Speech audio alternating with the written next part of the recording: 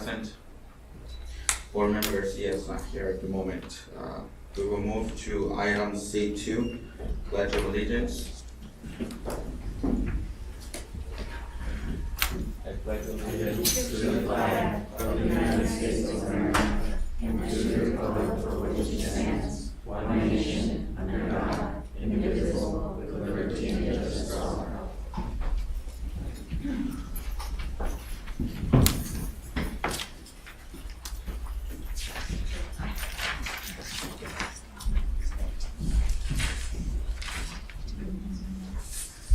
We will now move to item D1, study session regarding qualifications and hiring process for Director of Communications and Community Engagement and Director of Human Resources, Dr. Chavez.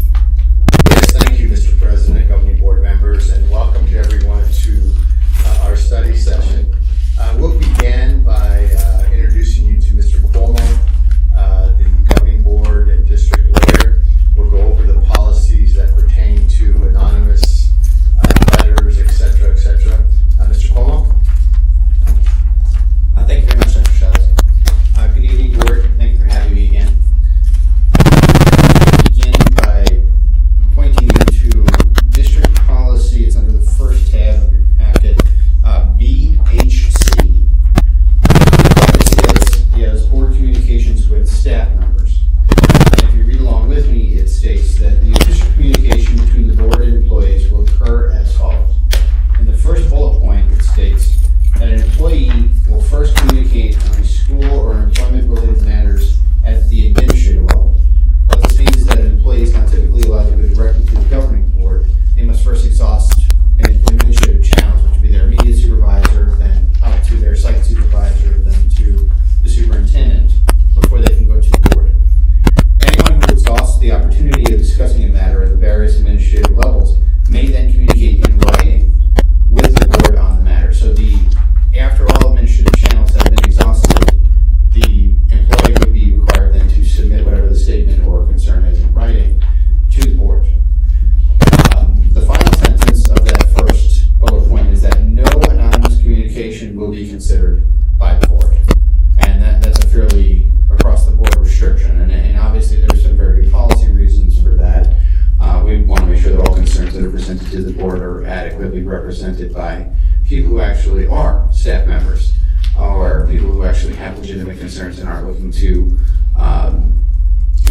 progress some sort of alternate agenda that isn't in the best interest of the district, and attaching your name to that kind of limits that kind of communication. This policy does have provisions for employees who want to address the board in their capacity as a parent or a district resident, although I don't think that that's really pertinent to the discussion tonight. However, if there are any questions on that, I'm perfectly able to answer those. So at this point, before I move on to the next policy, I'd like to turn it over to the board to see if there are any questions regarding BHC. Any questions? Board Member Hernandez. Yes, Mr. Cuomo, would you please share with us what is the purpose of board policy? I went through a lot of board policy, serves as a guideline, but let's say I violate that. I just simply go against with what you just stated. What does that mean? The general purpose of board policy is to try and avoid conflict and keep the district business moving along at a good pace. Violation of board policy calls into question the legitimacy of a board's decision. Depending on the nature of the violation, for instance, in this policy, if anonymous communications were used in the consideration of any item presented to the board, arguably somebody in the community or somebody affected by that decision could try to invalidate the decision of the board and say, well, you violated policy in getting to this decision because you considered information that you were barred from doing so by your own policies. It kind of depends on the nature of who's challenging it, and to what extent they have real grounds to challenge you is very fact-based, so it can change. But broadly speaking, members of the community, other members of the board, staff members, would have an opportunity to challenge the legitimacy of the board's decision.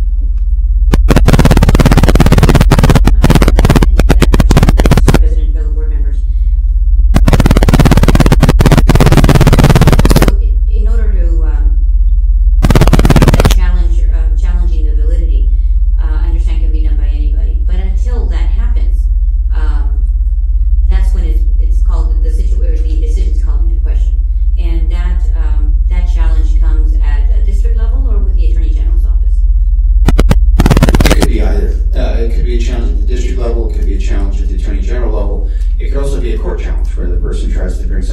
Superior Court to get what they call a declaratory judgment, a judge to say whether or not the decision made by the board is legitimate or not. So there's multiple levels of where that can come from. That's why it's so imperative that when the board sets rules for itself in policy, that it do its best to stick to those rules. Obviously, the board has the power to revise these rules in any way that the majority feels is appropriate. But when those rules are agreed to and in policy, if you don't like a rule, the remedy is not to disobey it. The remedy is to bring that to your other board members for a vote for revision or to be suspended.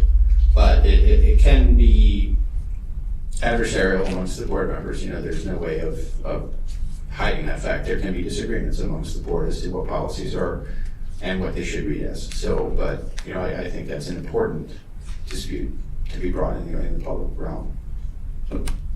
Board Member Hernandez. And to that point again, Mr. President, fellow board members, and that would be determined, like as you said, the boards or wherever that is being challenged, and that opens it up for an investigation, depending on whatever process they use to challenge. Yes, that is true. Any other questions? Hearing none, we can proceed. Thank you, Board President. The next policy is BHD. It's also within that first tab, and it also is very similar to BHC, except this one deals with members of the public in general. What this states, if you read along, is official communication between the board and the community is subject to the following. First bullet point says, any community member who exhausts the opportunity of discussing a matter at the administrative level may communicate with the board in writing. No anonymous communication will be considered by the board. Now, in the case of a member of the public, the administrative level that is appropriate is going to be dependent on the nature of what it is that they're trying to discuss. If they have an issue with, for instance, a teacher's decision on their student's test, their initial level should be going to the principal of the school. If that doesn't yield the results they want, then they should be going to the superintendent. And then after that, it should be going to the board. But you can see how it depends. If they're not happy with the way a bus driver is driving, then you'd be talking to the director of transportation, then to the superintendent, and so on and so on. It's also worthy to note that anybody who wants to address the board, and this policy states so, can do so following the procedures in other policy BEDH, during the call to the public, submitting a card, identifying themselves, coming before the board. That's also an opportunity. So the public's opportunity to reach out to the board is not truly limited by this policy. What this is really seeking to do is to focus the discussion. If these things can be resolved at the administrative level, there's no reason for the board to be bogged down in such a decision. If everyone complained about everything to the board, you would have absolutely no time to do anything else. So there are some decisions that really are better handled by the administration as opposed to the board, and for the purposes of you being able to conduct the business that is only within your authority to do. And again, the anonymous communication is seeking to limit, a hijacking of the process or a use of private interest or maybe an agenda that isn't in the best interest of the district to dictate policy when it really shouldn't. So again, I'd like to turn this over to the board for questions. Do we have any questions, board members? Vice President Garcia. Thank you. I appreciate the wealth of information. Speaking to the matter of, I understand you just conveyed a lot of clarity in that the board is to not encourage or encourage the anonymous communications. Okay, I appreciate that. So even with that, and I think here's where it was a little blurred for me, in that there were employees who had provided written documentation with their name at the end of that document. And to date, the circumstances remain the same. And the specific, I'll just talk about one specific employee who still has, is just going with the flow, trying to keep her job. And as a board, of course, we care about everyone, our students, our employees, And we want to make sure that we are that everyone is being treated fairly and with due process. So in that regard, you know, if that employee, for example, has sought through various avenues, through the supervisor, through other levels of administration, and the assistance that was requested, which was fairness, nothing transpired from that.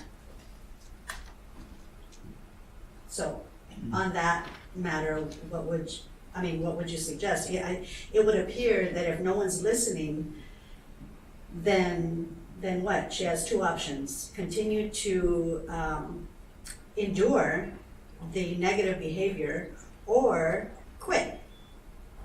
So how are we being of service? Thank you.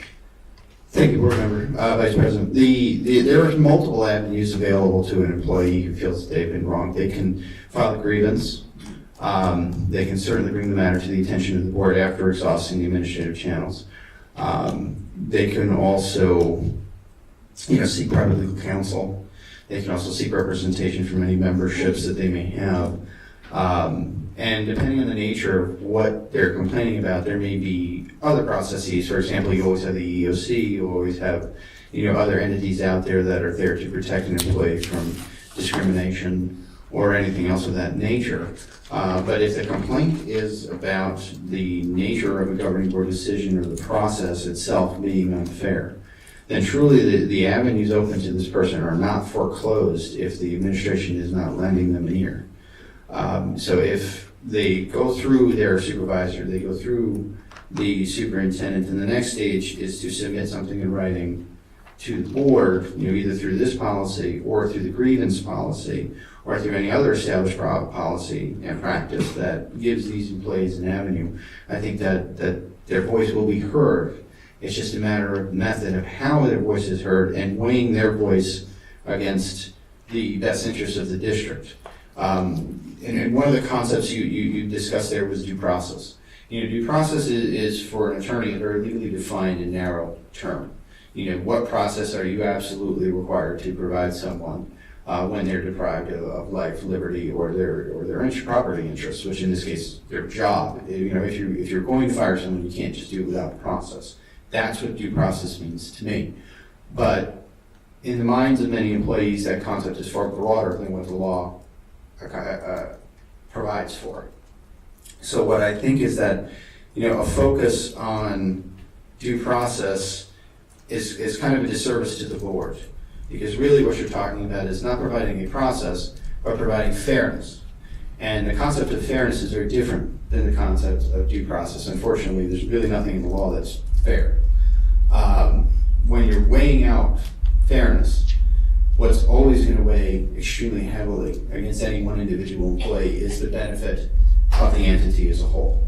There may be decisions that have to be made, particularly in times of financial crisis where someone will have to be laid off. It's never fair to the person who's laid off, but to the children who are experiencing their education in the district, the fairest thing to do may be to lay that person off. Because in the interest of the entity as a whole and its operation as an efficient educator of the children, there may be decisions that need to be made that fall more heavily on one individual, but are to the benefit of a much greater good. So I'm not sure if that answers your question, but I think those are concepts that need to be kind of incorporated in the process of all governing board decisions. Vice President Garcia. Thank you. I think what this reminds me of conversations, it's been agreed that for matters regarding these circumstances, we are to redirect to HR, which makes sense. So that's what I do, redirect. And so, but for this specific case, or this specific matter, there was a list of names provided regarding possible retaliation of people who had been fired, employees who were being bullied, employees who were being monitored. I'm I'm sorry to interrupt you, but if we're going to be talking about specific allegations of misconduct by the district or by the district administration, my preference is that we do that in legal advice executive session. With it known that we will be limited as to what we can discuss in legal advice executive session about any one particular person, but and I don't mean to interrupt you, I do apologize, but we might want to have that conversation in a forum that's a little less susceptible to public disclosure. Okay, no, I totally agree. It was just something that had occurred and it's in the past, but that was an example of something that was brought before me as a board member. And of course, redirect, HR. There's a process, and I do respect that process with the grievance and so forth and so on. Thank you. Board Member Hernandez. I just wanted to reference that as I spent some time going through reviewing our board policy, and a lot of this policy is shared with new board members at newly, 101 of your board role, offered at many of the workshops, of which I've attended many, trust me, over and over, only because that's the only way I'm gonna learn them. As I was going through it, not only following up, I have the same policies that you began the conversation with, and one of those that was somewhat alarming, and I have a stack of them, I think, where and I'm going to preface this by stating that anytime that somebody approaches me as a board member, I've got to keep in mind, I don't question the validity, but there's two stories.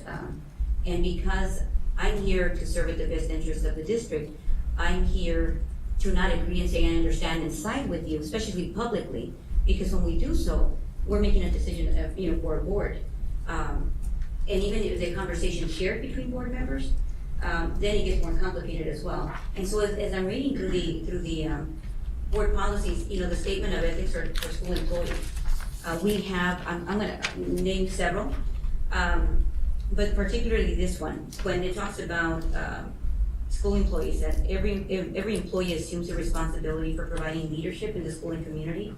The responsibility requires the employee to maintain standards of exemplary conduct. They strive for maintenance of efficiency, knowledge development in their field of work, fulfill just responsibilities, directs any criticism of other staff members or any of the departments of the school system toward improving the district. It's constructive criticism, and there's processes for the other. If I have been wronged as an employee, there's a system in place for employees to be able to file those complaints and grievances. But this one I found most alarming because, just like myself, in any position, I'm there to fulfill a role and I have responsibilities.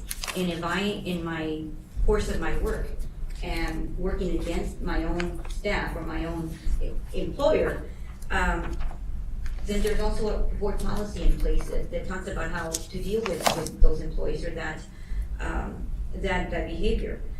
Implementing governing board policies and administrative rules, refrains from using school contacts and privileges to promote partisan politics and religious views or propaganda, pursues appropriate measures to correct any law, policies, or regulations that are not consistent with sound education, so on and on. It's just repetitive throughout our board policy in terms of how we have established rules of guidelines and how we're going to perform, how we're going to communicate, how we're going to interact, and we've adopted these processes.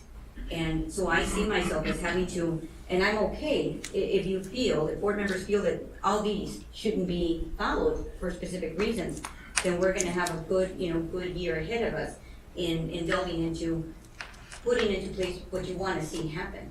But these policies follow the recommended policy from ASBA that serve as a guide. So the whole state uses this. So my question today, and I'm not gonna stop our conversation, I want us to continue, but to me, the question is, are we here, do we really want to follow, our board policies? Or are we going to make decisions that we feel need to be made, depending on the situation? Thank you. Vice President Garcia. Thank you, and I agree, the board policies are here for a reason. I think that it became, as I mentioned earlier, a little bit blurred for me. With the consistency of the call to publics where employees needed or felt they needed to be heard, because apparently they were feeling as if no one else was listening. So I appreciate that. Thank you. Any other questions? Here none, Dr. Chavez. Thank you, Mr. Cuomo. I appreciate your time. At this point in time, I will, if I may, Mr. President, governing board members, go through a PowerPoint presentation that Mr. Alex Sanchez created for the governing board. And the governing board was presented this information in the past. I'd like to present it once again so it gives us a framework of the comprehensive view of why we're looking at two different areas, the parental engagement area and also the community relations area. In your packet, you'll find a PowerPoint presentation that's titled Observations and Recommendations, Communications, Community Engagement, and Parental Involvement. You may follow if you would like, but it's also on the screen.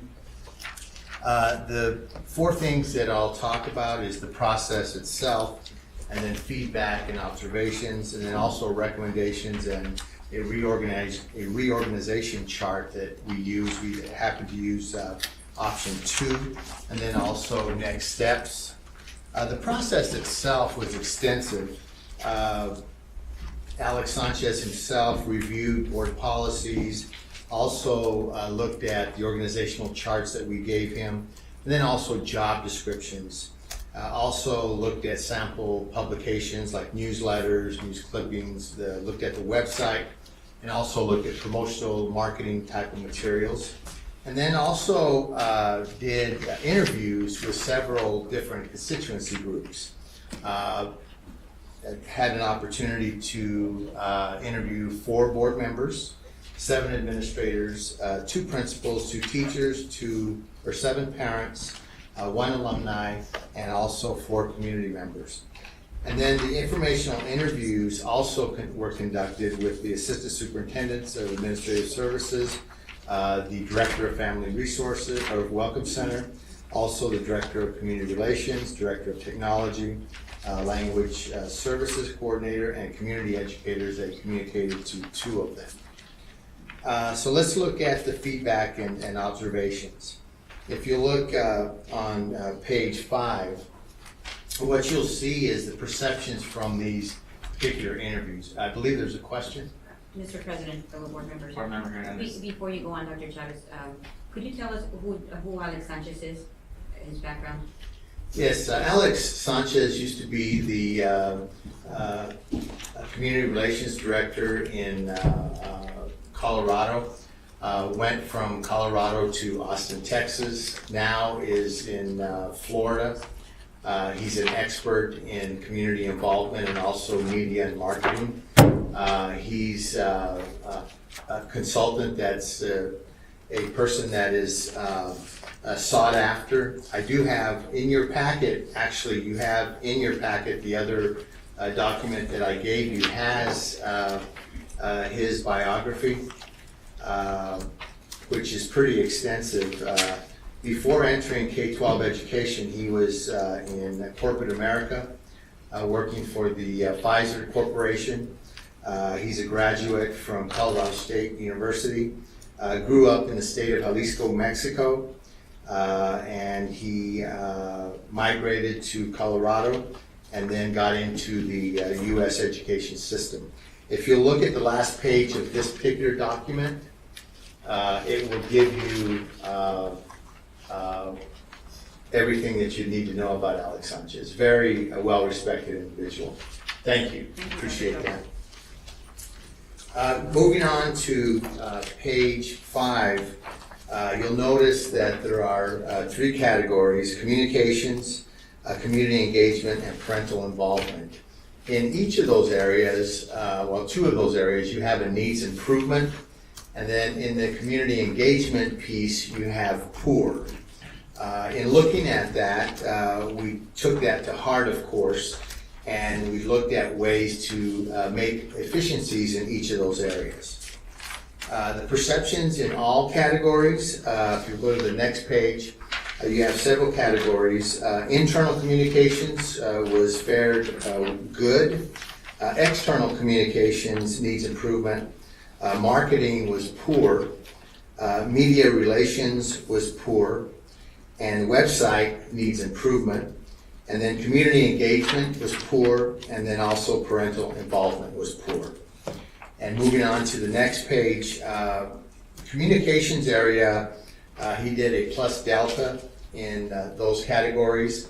And when we looked at those categories, there were some things that we were doing well, of course. Not everything was bad, but we needed improvement in this particular area. The employee newsletter and the Cartwright Connection, etc., was beneficial to the district. Parental newsletters is also a best practice. Use of the automated phone distribution message system is effective for parents.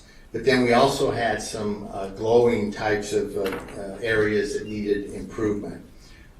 One would be a no comprehensive marketing campaign, missing the opportunity for free type of publicity generated through TV, media such as print media, and also radio. Those particular areas we scored very, very low. And you can read the rest of them. I don't plan to read each of the items to you simply because I don't want to insult your intelligence. All of you read very well and can comprehend this quite easily. The next page is community engagement. There were some things that we did well. Superintendent has a directed advisory committee, the Citizens Advisory Council, which we meet every month with. The administration created task forces to do collective inquiries and respond to different types of events like truancy, absenteeism, oversight, bond committee, etc. Board also wants to improve outcomes. That was also a plus. However, there were also some deltas. There is no comprehensive strategy to engage stakeholders such as business community and also philanthropy in order to increase the Cartwright story in terms of publicity or marketing. Also, there was no strategic plan for the work and no community engagement lead. So we looked at that and took that very seriously. The parental involvement piece, we also scored a needs improvement and low. The district at that time had community educators rather than parent liaisons. So we have changed that particular model, and now we have adopted the U program. The U program is a comprehensive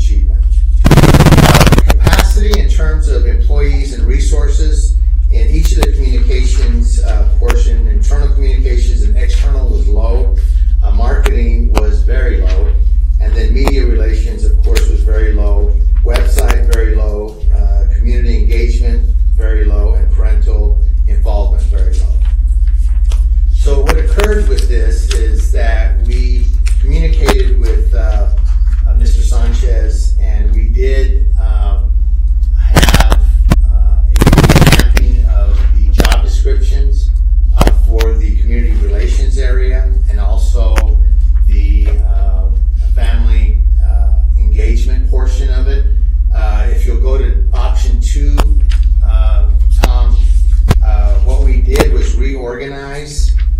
And if you look at option 2, the Director of Family Engagement now has a Family Engagement Coordinator and also a Training and Support Service Coordinator. And we do have 8 parental or parent liaisons that are going to several sites. We are hopeful at some point in time that we'll be able to increase our ability to hire more parent liaisons, because we know that having served 3 schools is very cumbersome and difficult. However, we chose to begin with 8, knowing that budgets are very, very tight. When the state of Arizona has a $520 million deficit, we know that the legislature may or may not give us money. And at this point in time, they're asking for a 5% cut. And of course, that is very deep for us. And when you look at next year, this year will be a piece of cake compared to next year. When you look at next year, you're looking at a $1.02 billion with a B dollar deficit. That is, I can't even imagine how much $1.2 billion is. But that's exactly what that's what we're faced with in the state of Arizona. We will overcome. We will do our best to provide our students the best education possible with what we have, even though we know that what we have will not be enough. If you look at the Director of Communications and Community Engagement, we also have a person within that department is a communications coordinator, internal and external media, and we also have a language services coordinator. We were unable to fill the other 2 positions due to lack of funds, and what we are hoping to do at some point in time is fill those positions also to be more effective. You'll go to page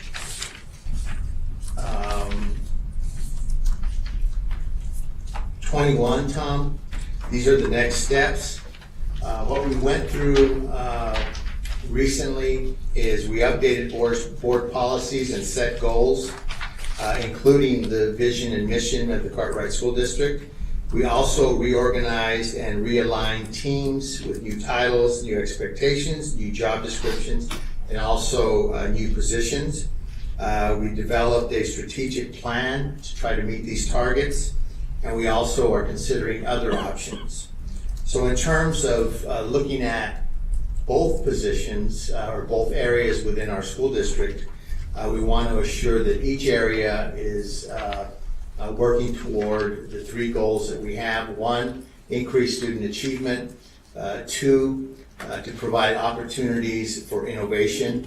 And 3, provide exceptional customer service. And at this point in time, you do have a packet, and the contents of the packet I'll go through so that you can take a look at it. The first thing in the packet is the memorandum from Dr. Murphy to me in the selection process for Director of Communications and Community Engagement. And in that particular memo, you do see the candidates that were involved in that process, and also the committee members that were involved in that process. Dr. Chavez, where can you find that information? Where in the packet? Tab 2. Tab 2. Thank you. Page 2.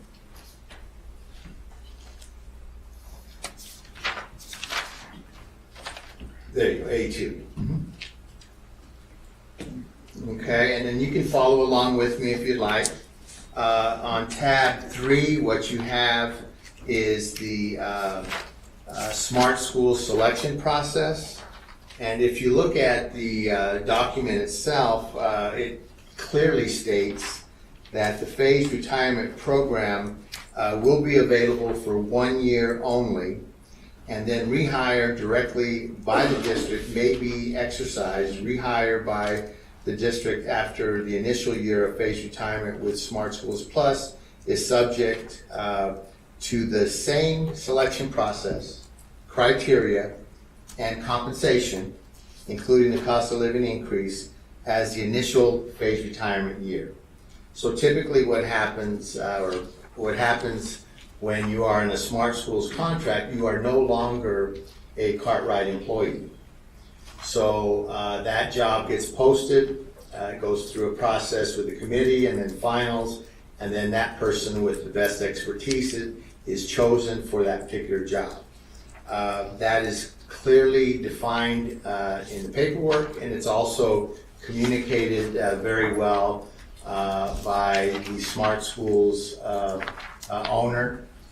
She does a very good job with her workshops, etc. That process is going on right now as we speak, and we are making sure that all of these things are followed as it was in the past. If you look at tab 4, that is the Human Relations memo, or Human Resources memo, Dr. Murphy to principals indicating the guidelines for Smart Schools and retirees. It's very explicit. I won't go through each of them, but it's very explicit in what happens in terms of the process and also the rehire process. So not only do we inform the employees themselves, we also inform our administration on that particular process, and we follow those guidelines very strictly. If you look at tab 5, the Director of Communications and Community Engagement, that is the qualifications for that particular position. And you'll see that they are fairly extensive. And then we move on to tab 6, which are the questions that were asked at that committee level. Tab 7 are the finalist interview questions. Tab 8 is the scoring rubric that was used for the committee, and there is a rank order there. Tab 9 is the rubric for the finalists, and it's ranked 1 through 4. And you have candidates A through E involved in that process. And then on tab 10, you have each of the resumes of those candidates. What we did is redact the names and social security numbers or any private information that we cannot share with you. So if you do see some things that are marked out, it's through legal counsel that we went through this process, assuring that the confidentiality of those folks was not compromised. I do want to take a minute and thank Christine and Elsa. They have been working feverishly. They always do, but even more so the past week and a half. And I want to commend them and give them, please, a round of applause for their hard work. I don't think they've gotten much sleep. They've been working extremely hard. So please give them a round of applause for their hard work.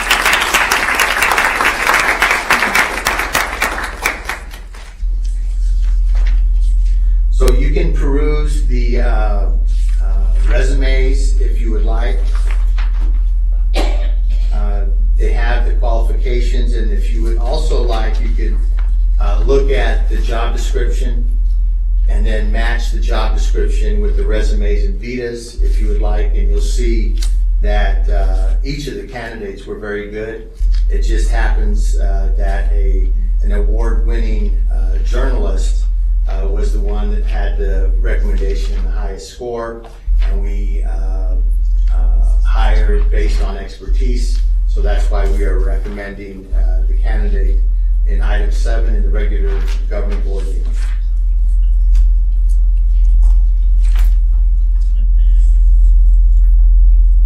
If you look at the other process that took place in terms of hiring the Director of Human Resources, I also have that information to you, given to you. It's on item B.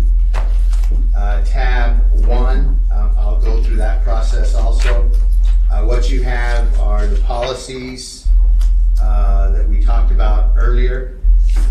And then we also have the memo from Dr. Murphy to me in terms of the screening panel and that process.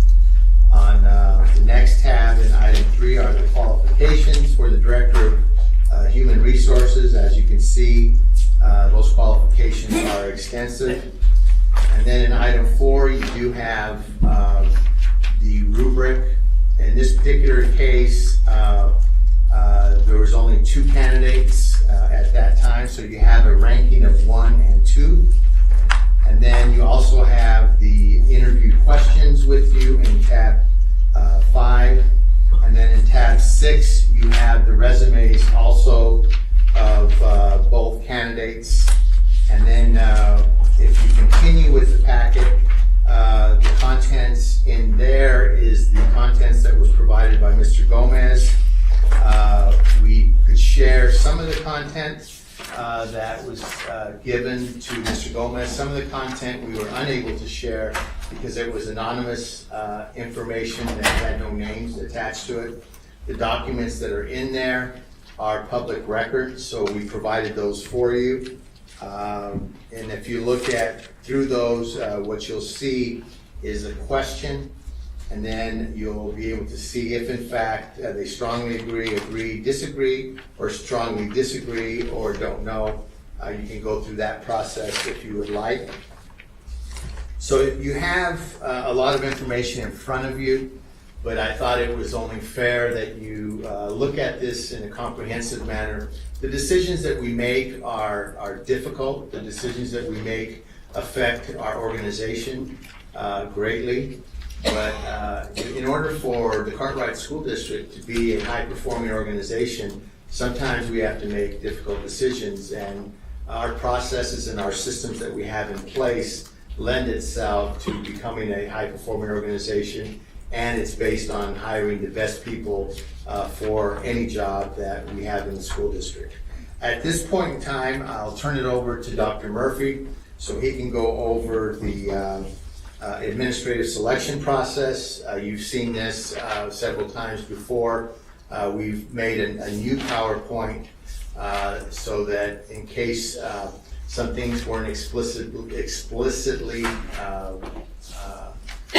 given to you, that now this might be a more explicit type of presentation, and we'd be more than glad to answer questions after this presentation. Dr. Murphy? Thank you, Dr. Chavez. Mr. President, members of the governing board, this is a brief overview of our administrative selection process. As an equal opportunity employer, all of our openings are posted internally and externally. Postings run from 1 week to 6 weeks, depending on district need, time of year, and based upon the request of the supervising administrator. Some openings are posted perpetually because of constant district needs, such as bus driver. All applications are then paper screened for qualifications. All qualified in-district candidates are interviewed, and selected out-of-district candidates are also interviewed. The district screening panel has the following purposes. It provides stakeholder input to the supervising administrator and the superintendent regarding the final recommendation for hire. The panel identifies a finalist or finalists, depending upon the position. And note the results of the panel interviews inform the decision, but the panel's job is not to recommend for hire. That's an administrative function.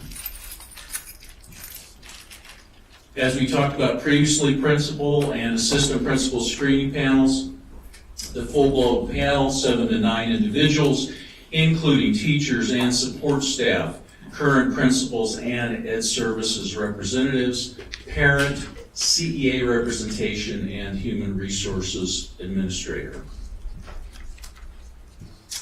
The district administrative screening panels for other district administrative positions have been held through relevant stakeholders who work with that specific position. In addition, relevant stakeholders with expert knowledge of that position. Number and composition varies dependent upon the specific position being filled. The final recommendation to the governing board comes about as follows. It's really based upon each of these elements. The screening panel input, the final interview, district needs in that particular position and area, the best fit for that particular position, the references that we checked on each specific candidate, and ultimately, the best overall judgment of the administrative team and the superintendent, and that's really what's brought to the governing board as the recommendation for hire. Just to review the Smart Schools Plus provisions, once again, the phased retirement program will be available for 1 year only, and then rehire by the district may be exercised. Rehire by the district after the initial year of phased retirement with Smart Schools Plus is subject to the same selection process as the initial phased retirement year. Further, administrative and support staff positions held by Smart Schools Cartwright employees, or retirees rather, during the 14-15 school year will be posted for the 15-16 school year. It's the policy of the district to employ the best qualified personnel. In each case, the district retiree should be rehired only after determination to be the best candidate available. I would just conclude by sharing with you, in terms of defending the district against any and all charges of discrimination before the Equal Employment Opportunity Commission, the law firm of Udall-Shumway has found our hiring process to be appropriate and in fact far exceeding the minimum legal requirements and standards for an equal opportunity employer. The district has not lost any case that has gone before the EEOC. Thank you. Thank you, Dr. Murphy. I appreciate your presentation, and we'll entertain any questions the board may have at this time. Board members, do you have any questions? Board member Hernandez? Not a specific question, but a comment, Okay. Mr. President, fellow board members, relating to the presentations that we've heard. And again, after reviewing this board policy, I am still in question as to how I think we as a governing board need to decide how it is that we're going to make the best informed decisions. In doing so, and I was reviewing the superintendent-board relationship and policy over that, we've entrusted or delegated a responsibility to the superintendent to fulfill a job to the best of his professional abilities. And at any moment, we also have a recourse. At any moment that we feel that he is not executing what we give direction to, then we do have a process and evaluation, which I participated in many, as well as many of you. And through that mechanism, we are able to share with the superintendent the areas of improvement or recommendations that we have, anything that's constructive to be able to move our district forward. And I feel firmly about that. There's also board policy relating to how the superintendent is to engage in making personnel recommendations to the board. And we've agreed to this process. And I'm gonna review with you just the board policy that we can think about as we continue in this conversation, with this particular conversation about administrative processes. It's regarding the board member ethics that we've agreed to. It's all under BA, school operational goals, evaluation of school board, our self-evaluation, and what we've agreed to do the areas of improvement or discussions that we are to discuss among board members in terms of our participation and behavior and et cetera. The board empowers the responsibilities of board members to become familiar with the state's school laws, regulations, and the State Department of Education and district policies, rules, and regulations, so that we make the best informed decisions, to have a general knowledge of the educational needs and objectives of the system, to work harmoniously with other school board members without neglecting a proper share of the work or trying to dominate the board. It talks about the board member authority, the oath of office that we've sworn into, that we all have, and especially under the board member ethics, it talks about, aside from attending our board meetings, recognizing that decisions should be made only after discussion at publicly held board meetings, render all decisions based on the available facts and independent judgment, and refuse to surrender that judgment to individuals or special interest groups. Encourage the free expression of opinion by all board members and seek systematic communications between the board and work with other board members to establish effective board policies and to delegate authority for the administration of the schools. Expressions of public reaction to the board policies and school programs. That's our mechanism for self-improvement. Be informed about current educational issues by individual study through participation in programs, which is what we're doing now. Providing needed information such as those sponsored by state and national associations. Support the employment of persons best qualified to serve as school staff members and insist on a regular and impartial evaluation of all personnel. Avoid being placed in a position of conflict of interest and refrain from using their board position for personal partisan gain. Take no private action that will compromise the board administration and respect the confidentiality of information that is privileged under applicable law. And it goes on about board member conflict of interest, but as I'm listening, as I'm sitting here listening to the presentation, I'm sorry, but after going again, I don't know how many times over the board policy, I can tell you where we as board members are in violation. The ones that I just read of every single one that I've just read, amongst many others, in terms of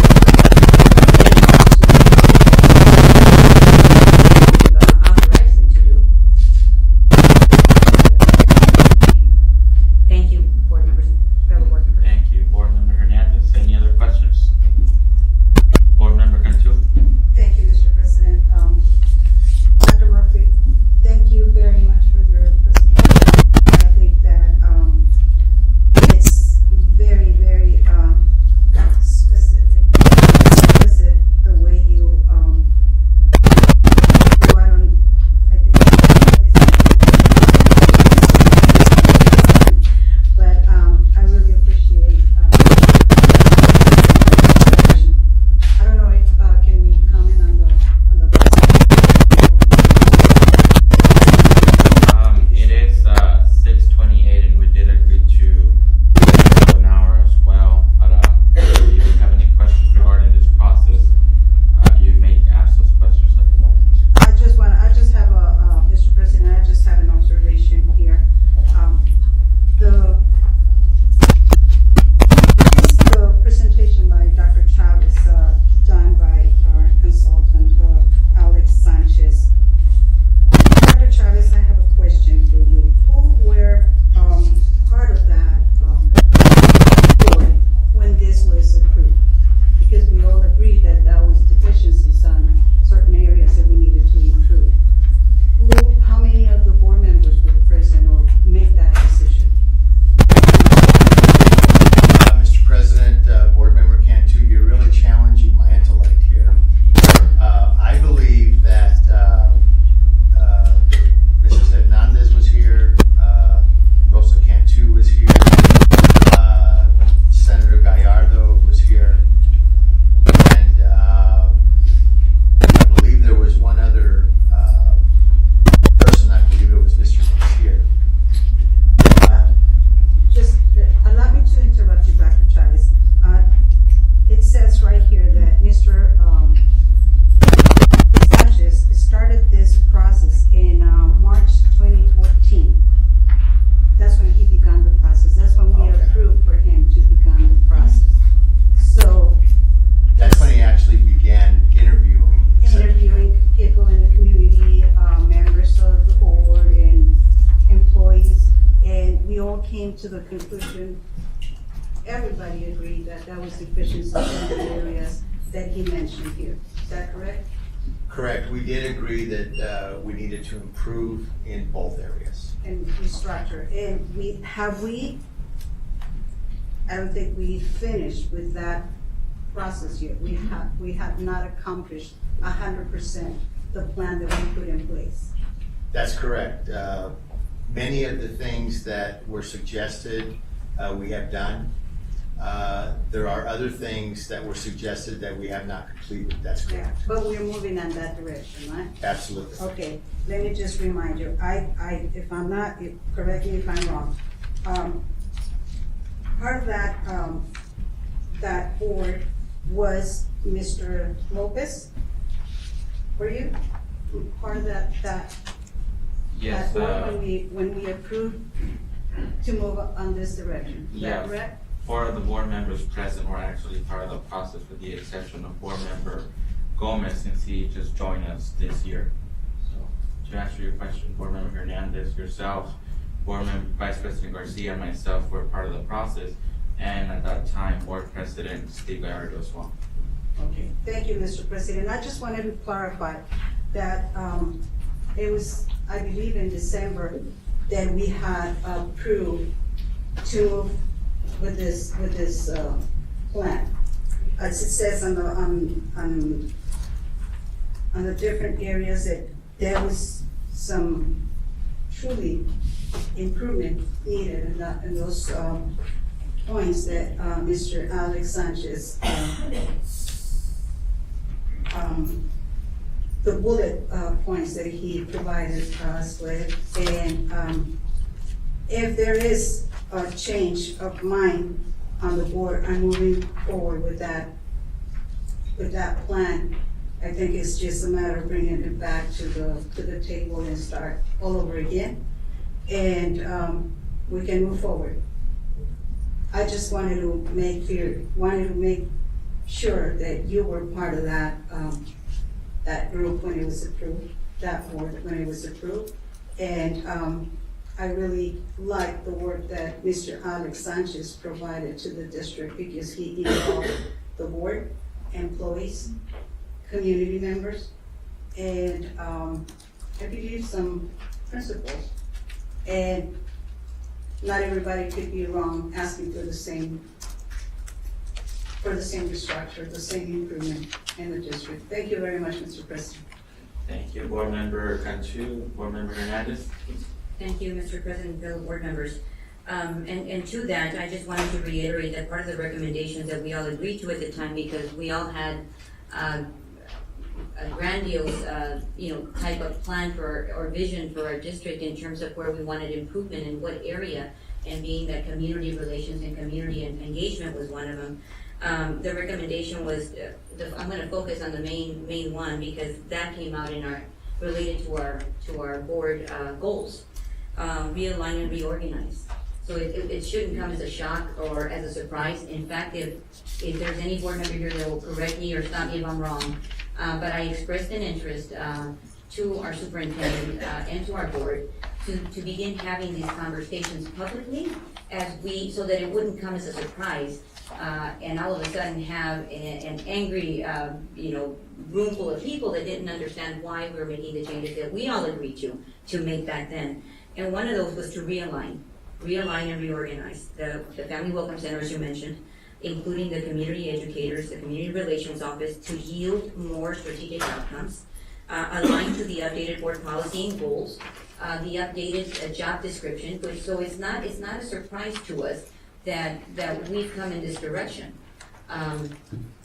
This should include renaming the offices, updating the charge for the different teams, consolidating existing positions to create new positions, and reclassifying and updating existing positions and job descriptions.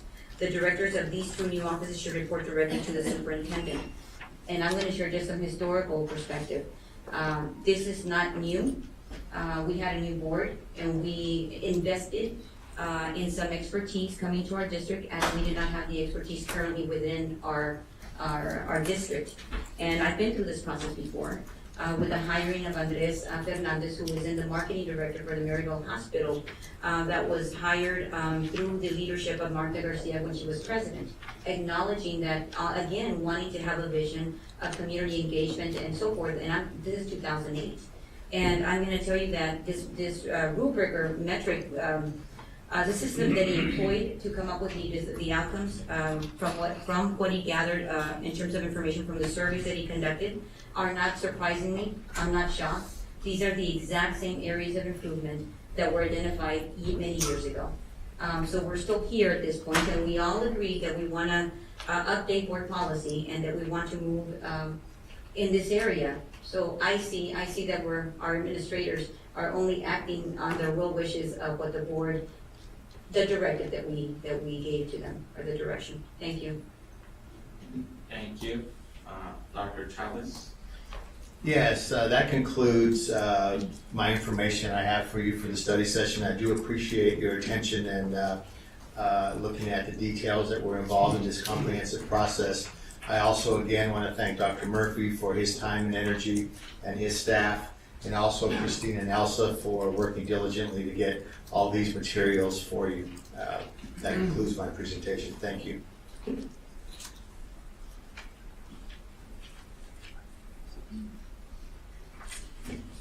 We are getting to the end of our study session. So we are going to adjourn our study session. At this point, do I hear a motion? So moved. Second. Been motion made by Vice President Hernandez Garcia, second by Board Member Hernandez. Any discussion? Hearing none, all those in favor to adjourn say aye. Aye. I say aye as well. Motion carries. Study session adjourned. We are taking a 5-minute break before we proceed to the regular board meeting.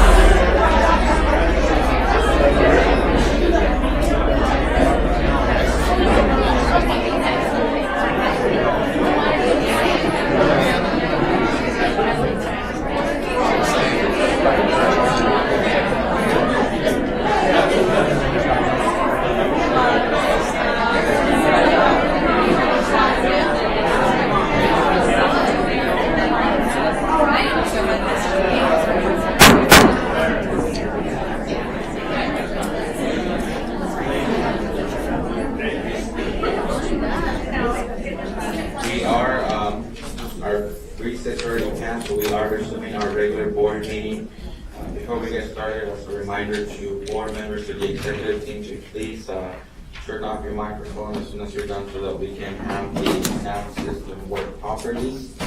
We now move to item E1, photo order and roll call. Let the record reflect that all 5 board members are present.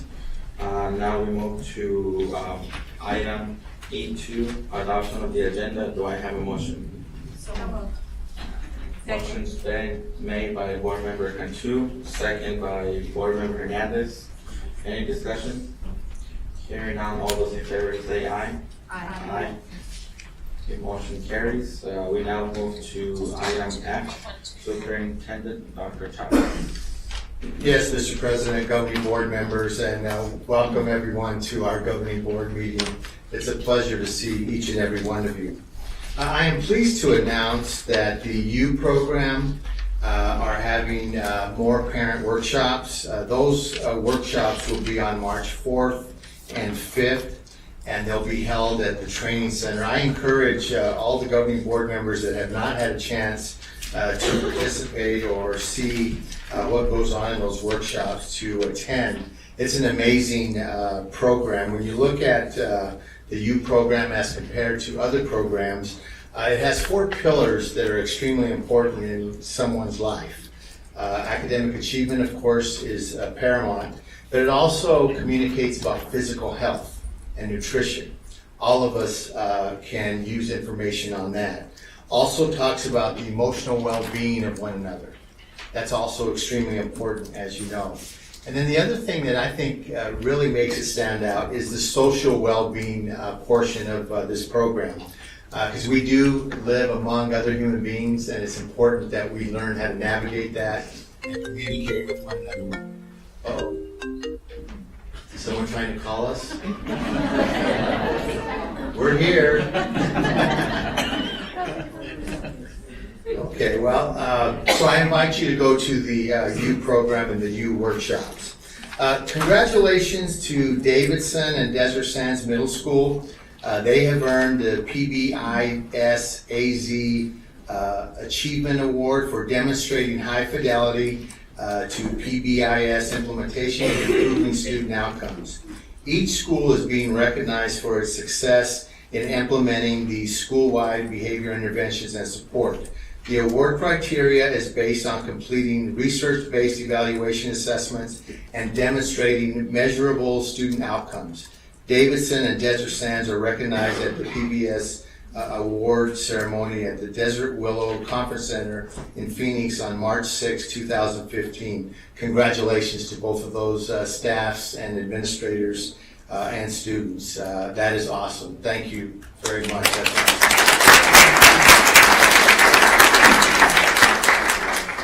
I would also like to announce that our district will be participating in the Arizona State University Barrett Honors College to provide opportunities for our 7th and 8th graders to participate in a unique summer program at Arizona State University. For gifted honors and academically talented students. The program invites students to live on campus, engage in college-level coursework, and participate in a community of peers from across the state of Arizona. Because we are a Title I school district, all students that apply will receive a full scholarship.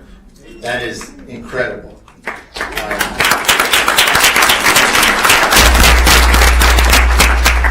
So we've had 120 parents show up for the initial meeting. And I really want to thank Mary Lou Chavez and Marie Belcher for calling each one of those parents to come and participate in this program. Who wouldn't want to go to Arizona State University and participate in this over a few weeks in the summer?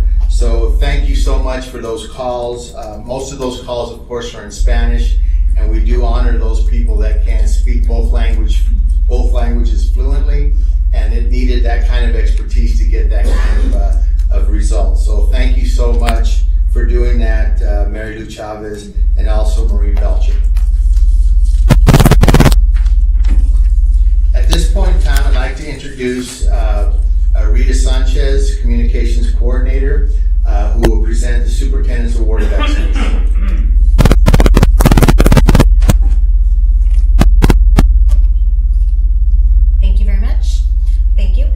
President Lopez, governing board members, Dr. Chavez, executive team, and everyone here tonight. Tonight we will honor Julie Mariscal, reading interventionist at Frank Borman Elementary School, with the Superintendent's Award of Excellence. Her nomination states, at the beginning of the school year, Julie gave up her reading interventionist position to become the SEI reading teacher and team leader. Her principal, Derek Etheridge, says Ms. Mariscal embodies what it means to be a Cartwright School District employee. She is a reading interventionist by label, but did not hesitate to help out with our teacher shortage by going back into the classroom to teach reading to our 7th graders. She shows day in and day out that all children are capable of success, no exceptions. Furthermore, her no excuses attitude makes her a respectable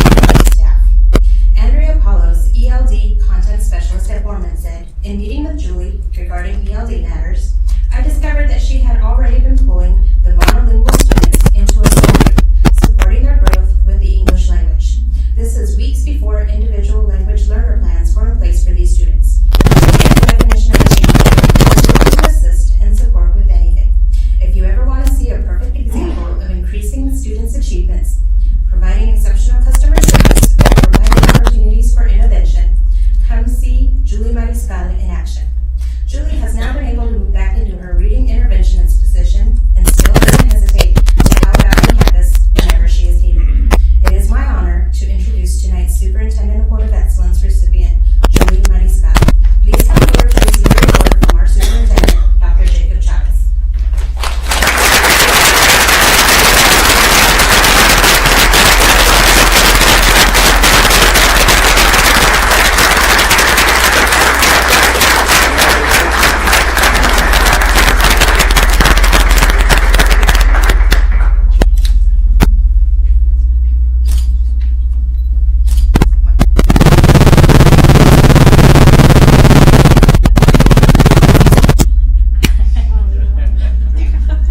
We also have here the corporation. Again, congratulations. Thank you.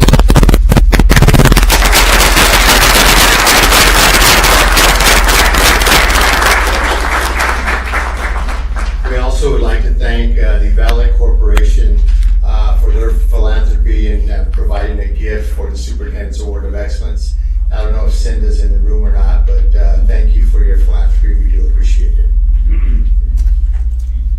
And at this point in time, I'd like to introduce to you Dr. Lawler, who will present an update on the overview of college and career ready and STEM plans. Dr. Lawler? Thank you, Dr. Chavez. Good evening, President Lopez and governing board members. At our first meeting in January, several of our board members indicated their desire to ensure that the Cartwright districts are preparing our students for college and career readiness. If you remember at the beginning of the school year, we provided a plan of what we were going to start doing this year with our college and career readiness plan. And now I think it's time to share what we've done, what our next steps, and we're very excited about what we're doing with all of our students, and particularly this year with our 8th graders. So I'm very excited to introduce to you our STEM and PLC Director, Mrs. Mary Kay Radovich. Thank you. Good evening, Mr. President, fellow board members, Dr. Chavez, and executive team. Can you please turn on the mic? Am I not? Sorry for interrupting. It's not on? There we go. Good evening once again, Mr. President, fellow board members, Dr. Chavez, and executive team.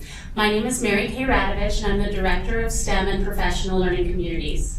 It's an honor to be here tonight to share with you what we've been doing to help our 8th graders realize a vision for college and career readiness. In a moment, I'm going to introduce you to Mr. Winters, who's the Assistant Director of STEM.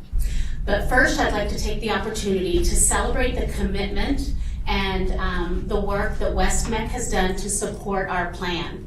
Everything that you'll see Mr. Winters share tonight came out of a commitment from WestMec in supporting Cartwright students and our community.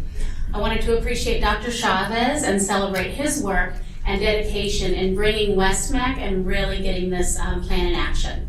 So to introduce Mr. Winters, I'd like to say that he has been working diligently. He's well known around the Cartwright School District now as Mr. College, and he's really helping our students see a vision and set goals for the future by making positive choices today. So I'd like to introduce Mr. Winters. Tried to give you a doctor there. I'll take it. It was just that easy. So, good evening, Dr. Chavez, Governing Board, Executive Team. Tonight, I'm extremely excited to present our College and Career Readiness Plan. And the title, Preparing Cartwright Students for High School and Beyond, is appropriate because that's exactly what we're doing with our students, is really talking about high school and really setting those goals for the future career, their career goals. If you remember back in August, I was here and we presented to you our proposed plan in regards to what we're going to do with our 8th graders and 7th graders. And at the time we talked about a 3-pronged approach. We wanted to work with students, we wanted to work with our parents, and we wanted to work with staff members as well. And so throughout our presentation tonight, you're going to see all 3 areas and how we approached each area in order to make sure we met the needs of all of our community members. So I do want to say thank you before we even begin to Dr. Lawler for her support throughout this entire year, Mrs. Radovich, and really my team as well. Tracy Cartwright, James Placencia, and Shannon Pinnell, who's our newest member, as well as the executive team, the educational services team, I should say. Anytime we had a field trip and I needed a chaperone, they all threw their hands up and they were willing to come and help out at any moment. So the entire educational services team was a huge support. And then really our counselors, our school counselors were willing to help out whenever needed. And so all of them made all of these things possible. It wasn't just me. So, Mr. Winters, go ahead and stand and so we Yeah, can give them a definitely. round of applause. I see Tracy's here and James, so let's give them a huge round of applause.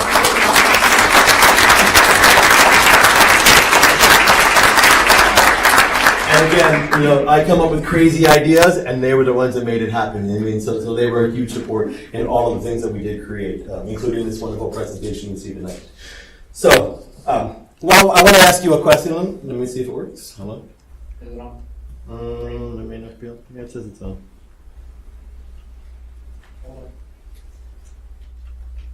Right now. Oh, that's right. Okay, perfect. Okay, so my question to you and to anybody out there as well is, do you remember being asked what you wanted to do when you grow up? And you don't have to answer that question, but I'll tell you, you've probably heard it 100 times. We asked every single 8th grader, and every year at Atkinson, I asked every 8th grader what they wanted to do when they grow up. And I got 2 answers. 1, I don't know. And that's an okay answer for now. We'll accept I don't know. Our goal is to help them to get rid of I don't know and come up with a plan. Or number 2, kids that knew exactly what they wanted to do. They wanted to be a doctor. They wanted to be a fireman. They wanted to be a policeman. And so in 8th grade, what I tell kids is they said, when you're in 5 years old, I think it's great that you know you want to be a doctor or a fireman. But when you get in 8th grade, as a good teacher, I'm going to ask leading questions. I'm going to say, okay, well, if you know you want to be a doctor, what do you need to do to get there? What career path do you need to go? What college do you need to go to? What high school do you need to go to? What other options are there? And if you want to be a doctor, how many years do you have to go to college? And so what volunteer programs do you have to join in order to be able to be successful? And so I want to ask those questions because it's not okay anymore in 8th grade to say, I want to be a doctor. Now my question is, what do you need to do to get there? And our goal is to help them find those resources and those opportunities to get to college. And so we believe that our Cartwright students and our families should be provided with those tools to develop a vision for college and ultimately create that career path. And so that's our goal with our students throughout the year. We do know that there's a gap, that students' aspirations to attend college and their preparedness to do so, there's this huge gap.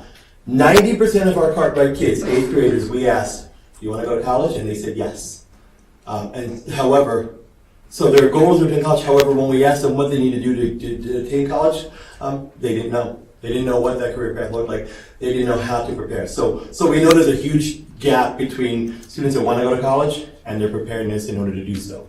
So that's where we step in. We believe that it's our job to close that gap and ensure that all students have the ability to continue through high school, into college, and get that great career. So really, and what we know is we have to help them to set goals. We set goals, we set SMART goals as schools and in our district to be able to reach student achievement. If we want to lose weight, we set goals to be able to attain weight loss and be able to create that diet plan. So it's only natural that we need to set goals in order to create that career path. And so one of our goals is to really help students to set that career path goal now in 7th grade, 8th grade, even into 6th and 5th grade. So that's what we really want to do and give them those necessary tools and really create that vision for kids. We know that students that set a goal are 30% more likely to attend college, a 4-year college. And students who set that goal to attain an advanced degree, whether it's in a CTE, a technical institute, or whether it's a doctoral degree or a master's degree, they're 40% more likely to attain it if they set those goals. So that means that our job is to help kids set those reasonable goals. So What are we doing? Our current innovations. We've done a lot so far. So let me share a couple of things that we've done with our kids. What we've done is, we started in August. We brought all of our 8th graders together in one large group, and it was a phenomenal event. Over 2,000 8th graders came together, and we had motivational speakers that were able to speak to them, talk about college, talk about those careers, and really kind of kickstart, get them excited about it.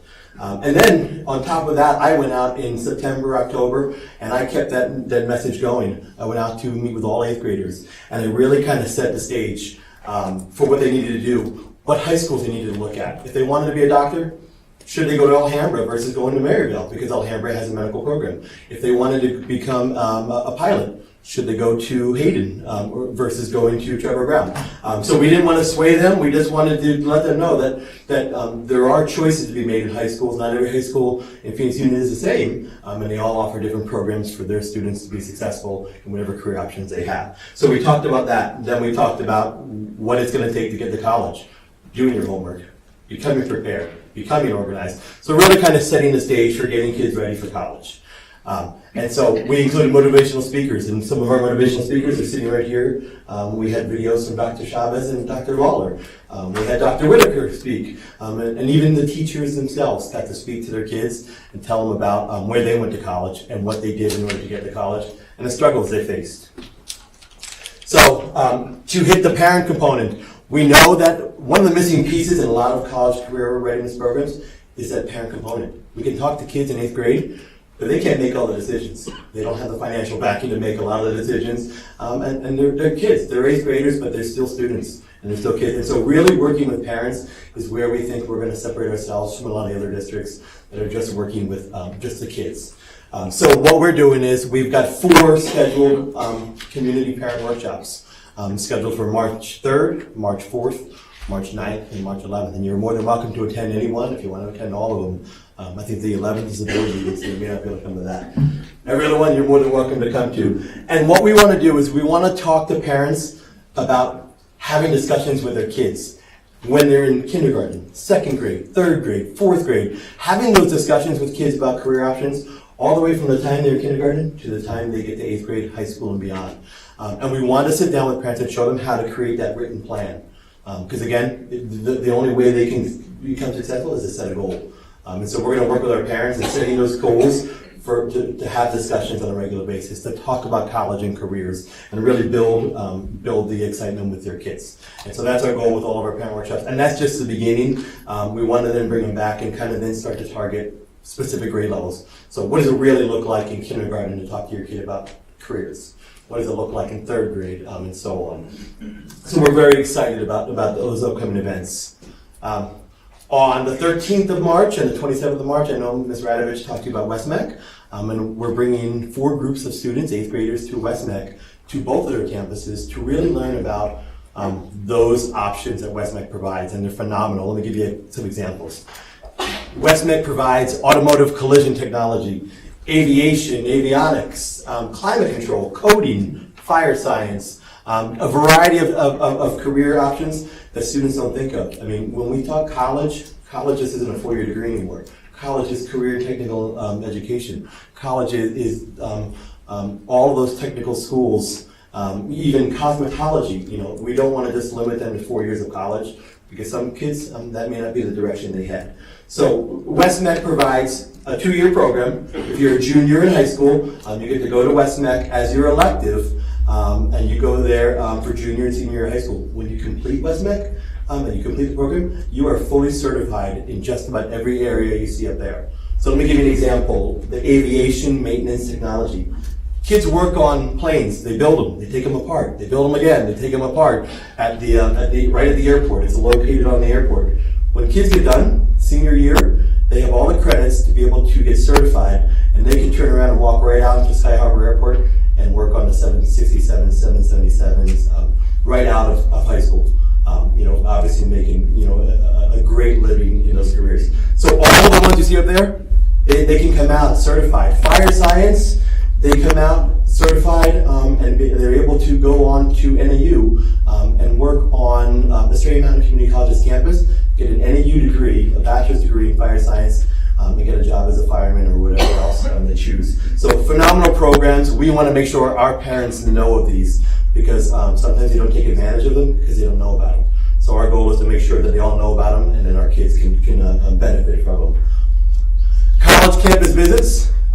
We've taken over 400 8th graders to ASU downtown and visited our health sciences complex, the medical sciences complex.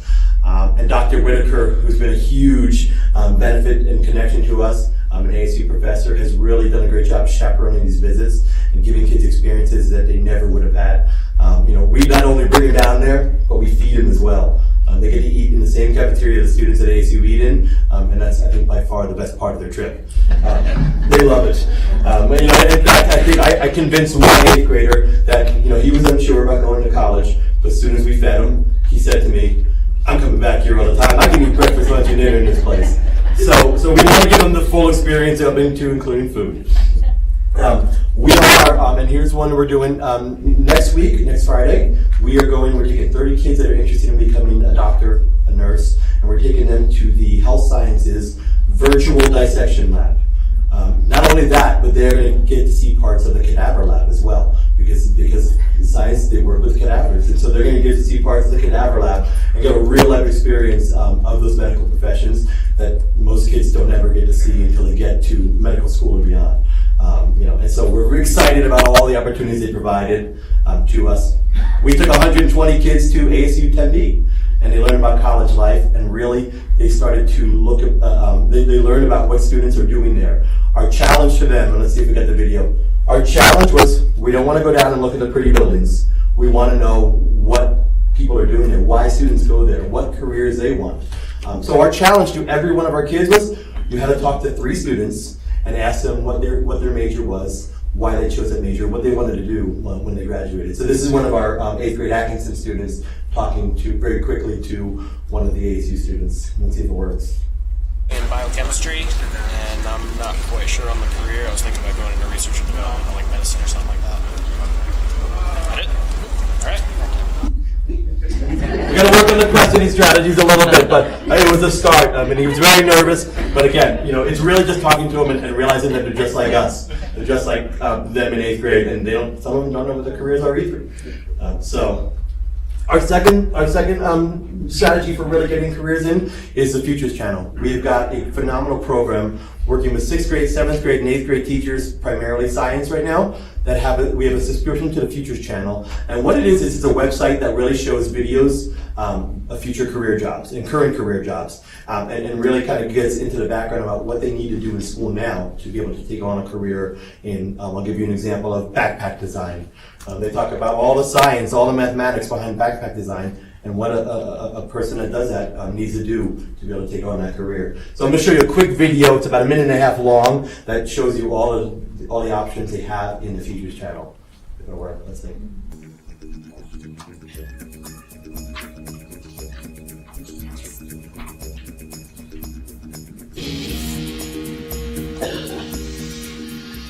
Design, concept sketch, pattern, prototype. Prototypes don't have to be perfect. We specify what colors. Color and materials designer for Ford Motor Company. Industrial designer for Motorola. When I first started, this was a phone that was being worked on. I work in an area called human factors. I'm always thinking about how easy will that phone be to use.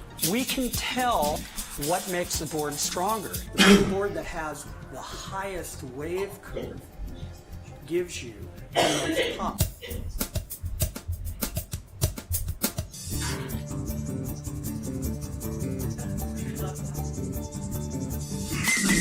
Test laboratory here at Easton Sports. Right now we're testing a 5-inch location, just right here.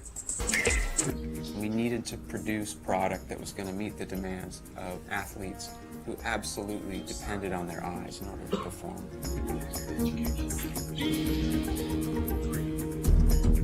This is a geothermal facility. My job is power production engineer. Talking about building a wind farm. Looking at the patterns, how fast the wind's blowing in the winter, how fast the wind's blowing in the summer. These are 120 wind turbines that are already up and running. And then you multiply that by the velocity in meters per second. Engineering is basically problem solving.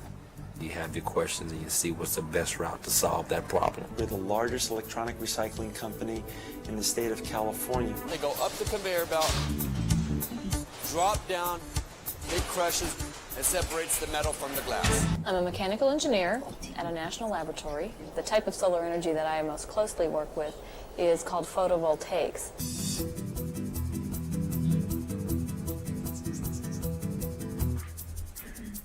This vehicle behind me is an ROV, a remotely operated vehicle. Each one of these bins contains roughly 1 million pounds of rice. Definitely over 100 million flowers, somewhere between 100 million to 150 million flowers in a year. Have a chainsaw, bear spray. All right, so you get the idea of some of the videos that the kids get to watch. Our next step with that, this year was really watching the videos, and every time an 8th grader asks the questions, why do I need to learn this in mathematics or science, we can answer the question now by saying, in order to take on this career, this is what you need to know. And so we can answer a lot of the kids' questions about that, watching a lot of these videos. Our next step in that is going to be taking on STEM projects, so science, technology, engineering, mathematics projects that are directly tied to real-world problems. Most of those things, like the one with the glasses, they need to design glasses that were acceptable for athletes, that could hold up to the demands. So really taking those types of real-world problems and then having our students be able to solve those like an engineer. So that's our next step in regard to the Futures Channel. So in conclusion, let's back up one. Our goal really is that continuous improvement. We've done a lot with our kids. We are excited about what we've done, but we don't want to stop here. We want to continually improve and focus on that continual improvement. So some of the things that we've planned going forward is we want to improve our field trips because it was very much exploration at this point. They went down, they got to see it, but now we want that written plan. We want kids to develop a plan in 6th grade, 7th grade, 8th grade. So when we get to ASU, they already know what they want to do. They can ask those great questions and really have that vision of going forward. We want to consider offering a college and career readiness elective, because all students need to be part of these conversations, and it shouldn't just be one day on a field trip. We want to do that going forward, maybe a 9-week elective that kids can really take part and have discussions. One of the things we talked about today was interview skills. Creating the interview skills, because our students don't even know how to interview. They get high school jobs, they get jobs, and we need to teach them how to communicate properly and interview and show themselves well. We talked about community involvement. We want to involve our Cartwright Governing Board because you guys have those connections in the community. You are a great resource to our kids, and we want to make sure that you guys can come and talk to our 8th grade students to really kind of share the knowledge that you have. We want to bring in mentors and small businesses and really kind of get them a variety of experiences. And then we want to expand our field trips in STEM, because we know that's the wave of the future. Our jobs of the future are STEM related. And so really making sure that we can take our kids to Intel, to Honeywell, to Apple, to Universal Technical Institute, and really give them a variety of experiences, not just ASU. ASU is great. NAU, great. U of A, not so much. But all right, we love U of A too. But we don't want to just stop there. We know that college is not the end-all, be-all. We know that other opportunities do exist. And our last thing is really school counselors, proposing that transition from a school counselor to a college and career readiness advisor, because they do much more than counseling. They really are going to take an instrumental role in working with our kids. And so they are the key piece in all of this to really make sure that our kids take on these things. So in conclusion, we are excited. Obviously you can tell we've done a lot, but we feel like we've kind of just hit the tip of the iceberg. We are hopeful that in the next couple of weeks, maybe in a future board meeting, we can come back and talk to you about STEM and science, technology, and engineering, and mathematics, what we've done in that role, because they're interrelated. The college and career readiness plan and STEM, are so interrelated, because we know that those jobs of the present and the jobs of the future are going to rely on those career fields in those areas. So we're excited, and I appreciate you listening to my entire presentation. If you have any questions, I'd be more than happy to answer them at this time. Thank you, Mr. Winters. We do appreciate your presentation, Mary Kay Radovich. We do appreciate yours also. And we do appreciate your hard work and determination to provide opportunities for our students to be successful, because really that's why we're here. And also, Dr. Lawler, thank you for your presence in all of these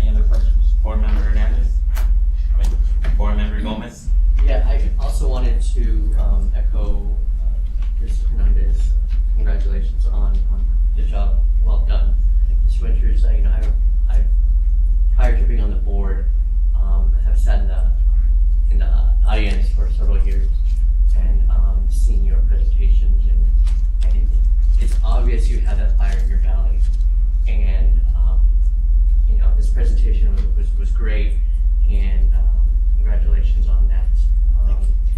I also want to congratulate the department on that postcard that was sent out about a month ago. I can tell you, when I got it in my mailbox, I went directly to my home office, scanned it front and back, posted it on Facebook, and tweeted it. And it's stuff like that that we need to do to engage our students and our families, and know that we have those type of programs here at Cartwright. So congratulations. Thank you. Any other questions? Board Member Cantu? Yes, Mr. President. Mr. Winters, thank you very much. The sky is the limit. I agree. And I love this program. I love this opportunity for our students. And I don't know if you had the opportunity to watch the Oscars last Sunday. I didn't win. And I had to watch the Theory of Everything. My goodness. Unbelievable. And you know, it's we didn't have this in Cartwright before. We were like, as Mrs. Hernandez mentioned, we were paying money to Westman We didn't know why. for nothing. But I think it was the time came when we had to make them accountable.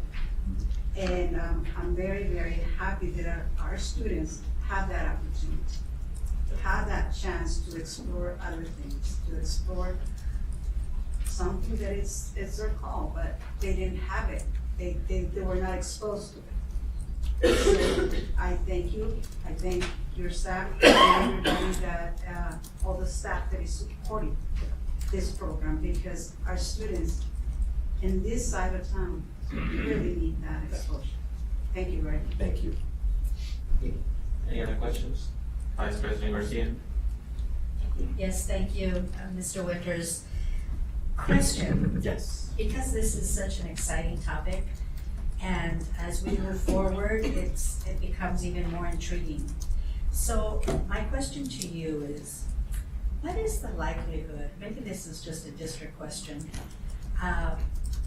what is the likelihood of us having hands-on, a science, if you will, lab, where our students can go in there during their classes and be directly exposed to perhaps the biology or whatever that science may entail, which is broad. So, but that too, having hands-on and that type of exposure, I think would also encourage them and show them what exactly their interests are, or maybe expose them to something they didn't even know that they might like. So what are your thoughts? Well, I mean, we know that in most of our schools, in middle schools anyway, science is taught, in 6th grade, 7th, and 8th grade, but we also know that science, the way science is taught, needs to change. We've done primarily a lot of content-driven science, or in some cases exploratory, and neither one in isolation works. Our goal is really to do exactly what you said, is make sure that we mix together the exploratory science, going into the labs, doing that kind of a work with the content, because we know that a lot of our kids don't have science content, and you can't do one without the other. So really making sure that we revamp our science program, not just in the middle schools, but starting at a young age. So starting in 3rd grade, 4th grade, 5th grade, bringing in those STEM projects and science opportunities and lab opportunities to really kind of build excitement and have kids be able to explore science. And so we're in the process of looking at a variety of resources to be able to improve that. The second part of that question is through our electives programs. We know that STEM is an exciting part. We know robotics, for instance, like the postcards. Kids are excited about that, and so we want to make sure that we can try to start to bring in some of that into our electives, after school programs, whatever that may look like, to really kind of build that interest. And so we're doing that hopefully in the near future. Vice President Garcia? I really appreciate this. And Mr. OJ and I had a conversation last year, and we were both excited discussing STEM. And even perhaps with that program, when the students go in, I mean, really taking advantage of the entire program and having them go in, for example, if it is a lab work exposure to that, that the students go in with a lab coat. Definitely. So, I mean, everything, right down to the T, so that they are completely and 100% exposed to the level that they're at. You took the words out of my mouth, because we were just discussing this morning about assigning tasks and then really creating that lab type atmosphere. And I had the vision of going to see a lab, getting videos and pictures to show students what an actual lab looks like as they get into labs. Really assign tasks, assign responsibilities, and build that real life science laboratory in our schools. And so you are exactly what I was thinking. You just asked the perfect question to that. So we hope it happens very shortly. Board Member Cantu? Yes, Mr. President. Mr. Winters, perhaps there is a science lab institute in Connecticut where there's only students that take part on only, high school, middle school students. And we had a presentation at one of our CUBE conferences. And let's research, see if we can locate that model. Yeah, definitely. To look into it and see if we can add something to our program. Definitely. Definitely. And we're looking at Valley schools and looking to see what they're doing as well. We feel we're a step above everybody else, but we can continue to learn from others. So we're looking at what other people are doing as well, and really trying to make sure that we do the best for our kids. Their presentation in this particular conference were so important, and people were so impressed by it due to the fact that Detroit is in such a bad shape. Yeah. I mean, education is just not funded, and apparently nobody's funded there. But that particular program was being very successful. So I will definitely look into it and see. We might look into it. Thank you very much. Thank you. Thank you very much. I do have a question, but before that, I think Dr. Lauder has also something to say. Thank you, President Lopez, members of the governing board. The next presentation that we hope to have in the next few weeks is going to really focus on some of the questions regarding what we're doing with the students in STEM. And I think Mrs. Hecht is here from Spitali, and I have actually been in her classroom with the kids, and teachers are wearing lab coats doing the labs in 4th grade, and so it's very exciting. And so we're going to try to bring these events to you that evening, kind of clips of video of our own kids doing these things, so I'm excited about that. And the other thing speaks to the what happens after Cartwright and the next steps. And Dr. Chavez and I and our team are going to be presenting at Phoenix Union in the spring at one of their board meetings. And right now we're working on a partnership to bridge our 8th grade to high school. So we know that once our kids leave here, there's a plan for them in high school, and we're looking at a partnership right now with them. So we're going to keep you posted on that. And I know that Dr. Scribner talked to Dr. Chavez just recently, and with everything going on, we haven't had a chance to really talk about the exact details, but the plan is there, and we're very, very excited. The potential with the IULAB Foundation, we're going to be working with them and Dr. Ditter and his partnership, so that we have this plan from Cartwright to the high school, then to college, because we don't want to let them go. And so we're very excited about the possibilities and our vision for our kids. So, thank you. Thank you, Mr. Winters, for that presentation. My question to you is, do you know if, in Phoenix Union Metro Tech, they have a similar program, the CTE classes, Career Technical Education, and I was part of that program for the computer technology, where I was able to get certified as a computer technician after 2 years of practicing and hands-on experience. So my question is that program similar, or is that program part of the Westmec program with Phoenix Union? Good question. No, they're separate programs. Phoenix Union has Metro Tech as well as all their magnet schools, depending on what. What happens is a lot of those programs fill up very quickly. So students that want to go there can't get in because, Metro Tech, for instance, there's a waiting list of 500 students. And so Westmec would provide those opportunities, similar opportunities to kids that couldn't get into those Phoenix Union, magnet schools right away. The second benefit to Westmec versus Phoenix Union is that students can go to Maryvale for 2 years, and rather than leaving Maryvale, a lot of times they'll go to Metro Tech for a year and then decide, I want to go to Maryville because my friends are there.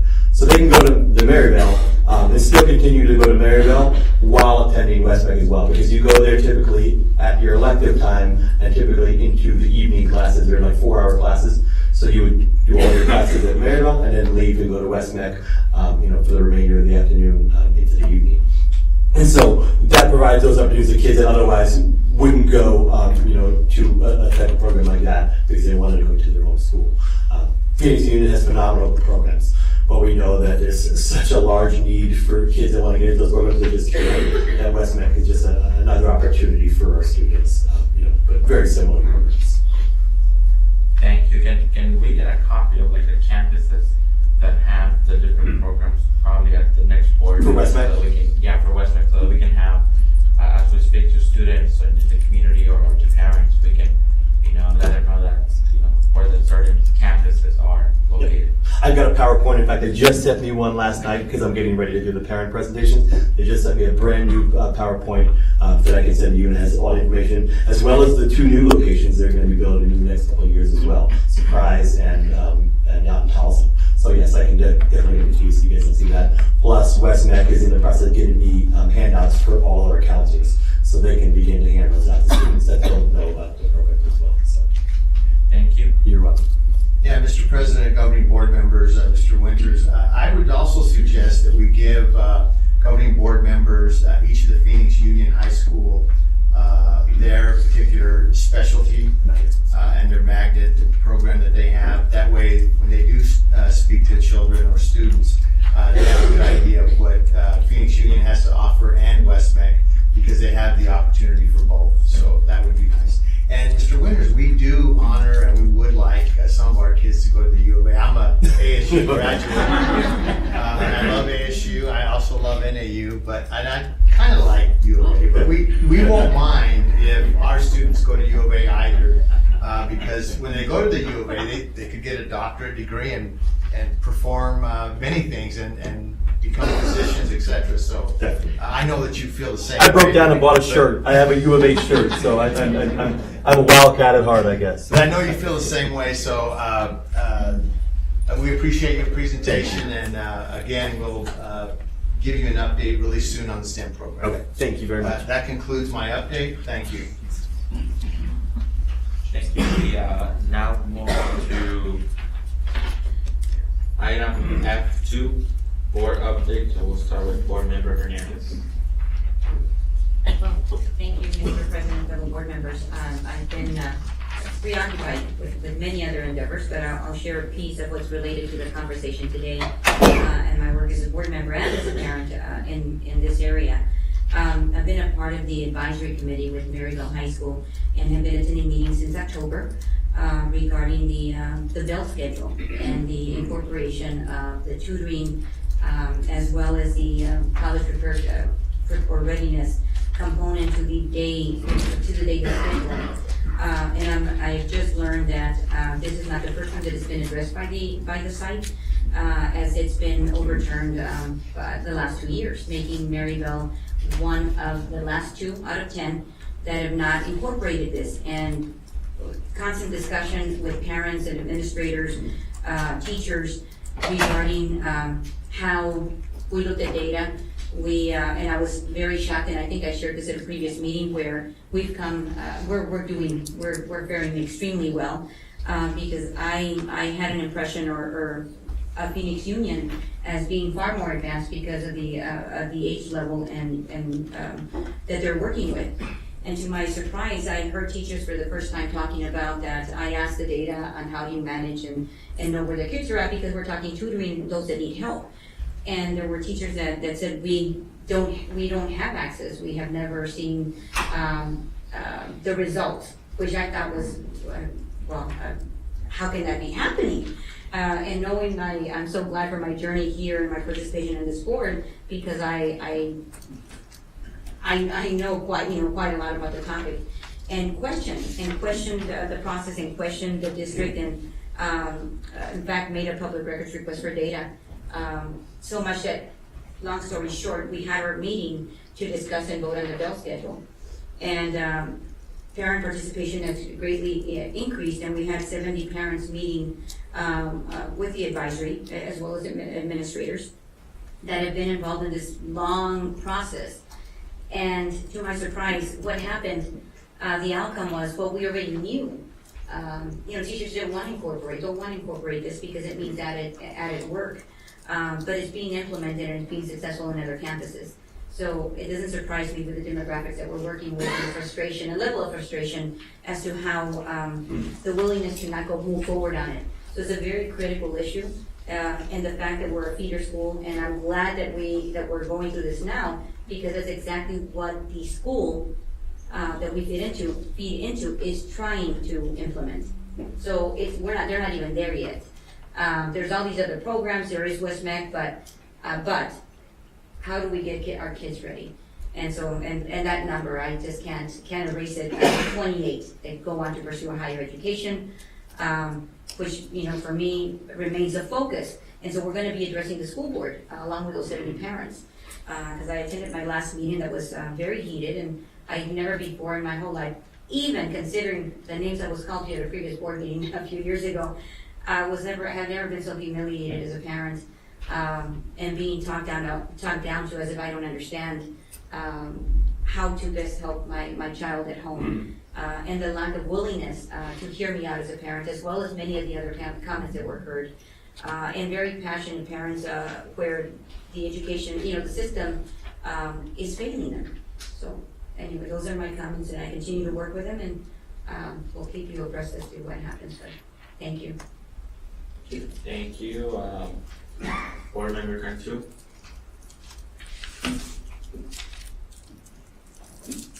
Yes, Mr. President, fellow board members.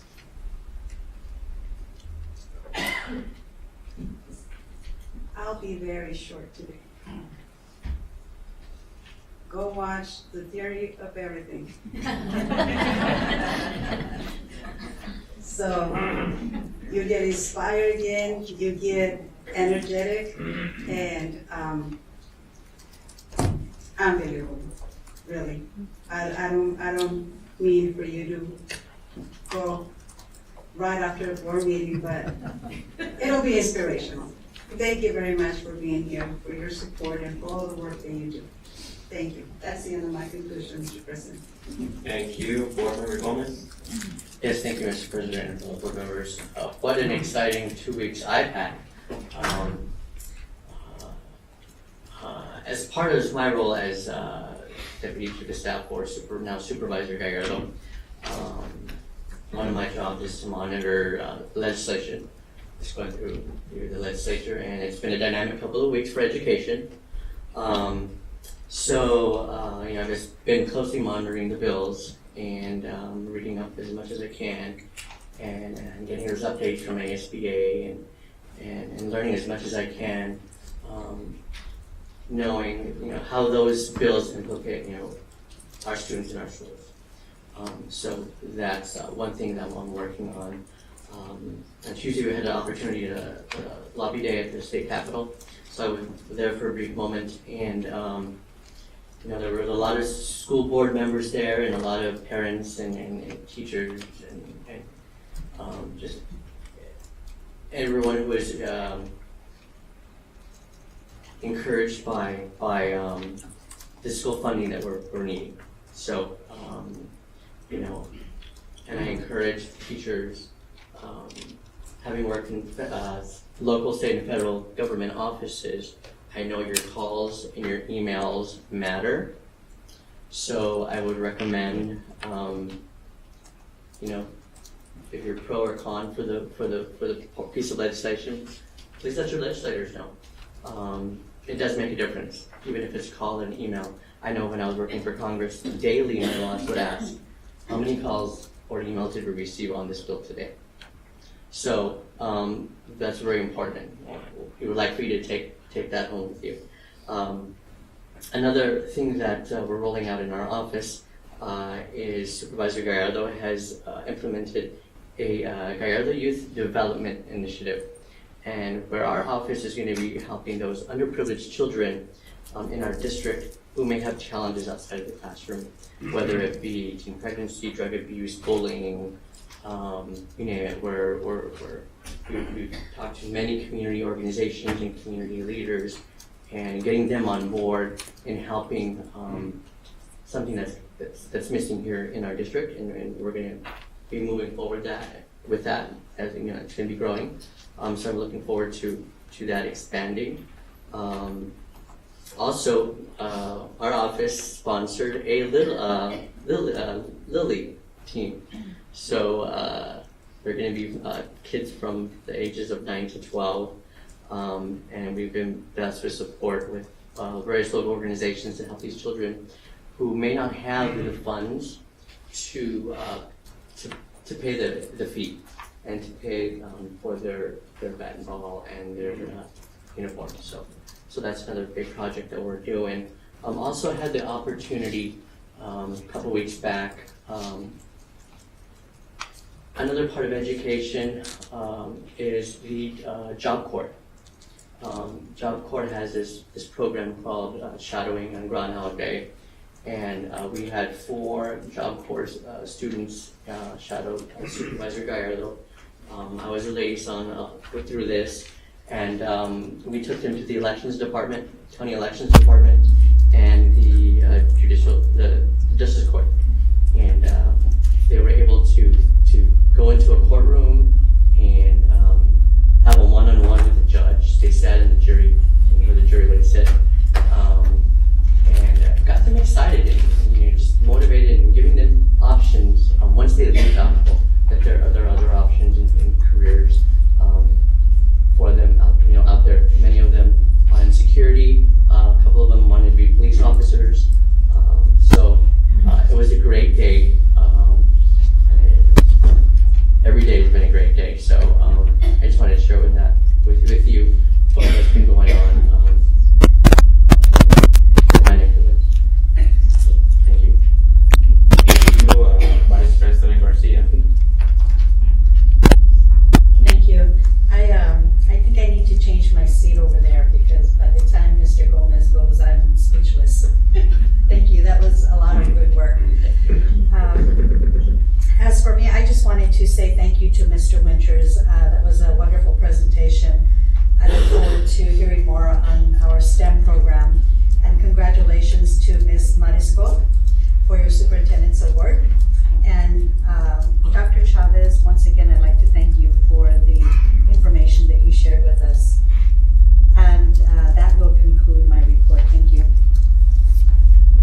Thank you, Vice President Garcia, for my report. I also had the opportunity to attend the A Day of the Capitol event by the Arizona Sports Association, where we listened to a few legislators who were our champions right now for education, defending and fighting those bad bills that we have in the legislature. Right after that, we had the opportunity to lobby some of our members from the legislature. As we know, our members are pretty much, our legislators are pretty much on board supporting our schools, but we had a good group of about 100 governing board members from across the state, a bipartisan group, who we spent a couple of hours chasing both representatives and senators around the Capitol to let them know how we feel about certain legislation and to ask them to properly fund our schools as the court decision mandated. So that was one thing that we did. Secondly, we drafted a resolution as well that it's on the table for later on the agenda as well, and we'll get to details for that later. One other thing that I been busy as capacity of my full-time job that I have as director for a program here for the League of Conservation Voters is to engage our community regarding the SRP rate hike increase that they have right now, the proposal to increase a 4% on utility cost and also tax on the sun as well. They're attempting to tax rooftop solar homeowners as well, and so it's something that it is not a good proposal, not good for business, but also as well when we talk about climate change and pollution in our communities, it's something that we definitely don't need, and so we need. We're asking our community to be proactive and ask their utility companies, not only SRP, but in general, to start thinking of ways to minimize the need for sources of energy like coal fire plants or nuclear sources, and start thinking about perhaps solar farms, solar energy. We know wind energy is not the best in Arizona, but it's something that it's going to be needed for our communities in order for our children to be in good health as well. So it's hectic. The governing board is making a decision tomorrow as well. So we've been making calls and organizing our community as well, so that they can call their governing board members and their elected officials to vote the right way. So it's been a lot of advocacy these last few months. But again, thank you for being here today, and that concludes my update. Please, Board Member Hernandez. I'd be remiss. I need to share something. One thing, Mr. Gomez, I'd like to invite you to think about. I really love the project working with the Little League and the membership. I would invite you to look into the soccer, into the soccer leagues, because right now although there's a lot of sponsorship, some uniforms are covered. But what about the actual training fee? It's although minimal, some parents can't afford it, but that would be great in our community. And also, I don't know how I slipped this, but I'm a member of the National Hispanic Caucus, and we do monthly calls. And I just wanted to share that at this last conference, as we're getting ready for the National School Board Conferences for all school board members, we're developing programming opportunities, so that develop workshops for leadership opportunities for learning and how to become a better board member for Latino school board members. And I'd like to share that Mr. Alex Sanchez was elected by our committee. The committee's made up of, very sharp and national, they're spread throughout the U.S. Leaders who have a vested interest in developing Latino community leadership within that, and civic engagement and parental involvement. Thank you. Thank you, board members. Thank you. Board Member Gomez. I know Mr. OJ and I were having a conversation earlier, and this is one of the important bills that's a desegregation bill.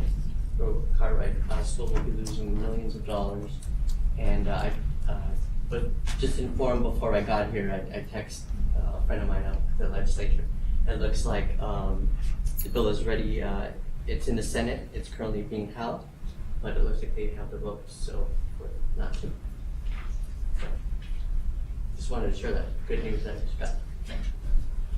Hopefully keep your fingers crossed.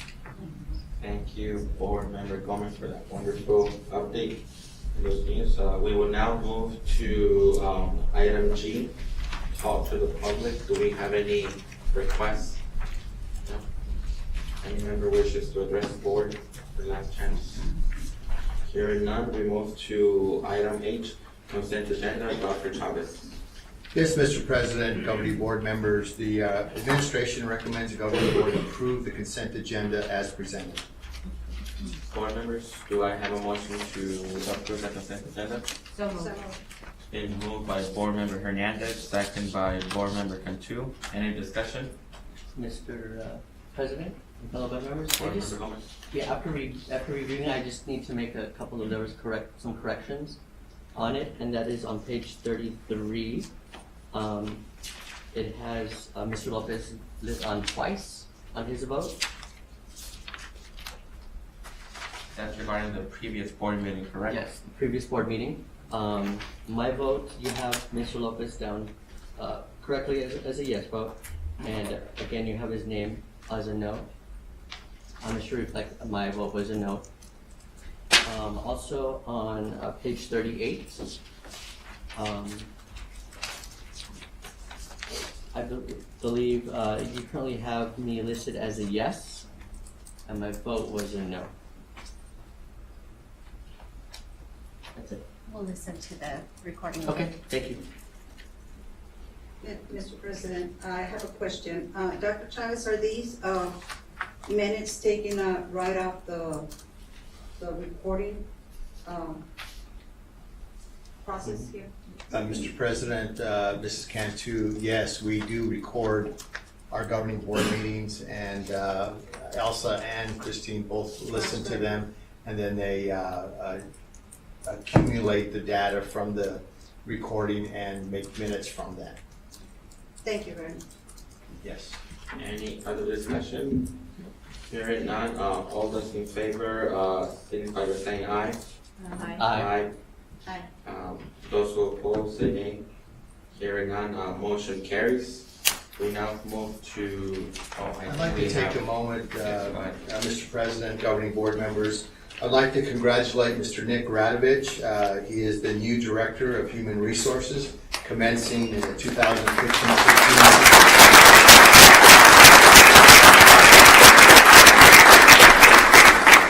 I also would like to congratulate Ms. Veronica Sanchez, Director of Communications and Community Engagement. Congratulations.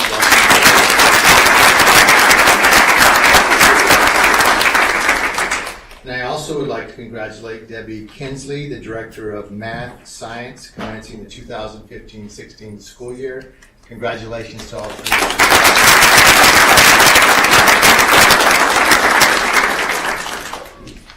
We now move. Mr. President, Board Member Dr. Chávez, is Veronica Sanchez in the audience? Yes, she is. Matter of fact, all three of our employees are here. Debbie is sitting to my left, Mr. Radovich, and then next to Mr. Radovich is Veronica Sanchez. Would you please stand so that we can recognize you? All of you.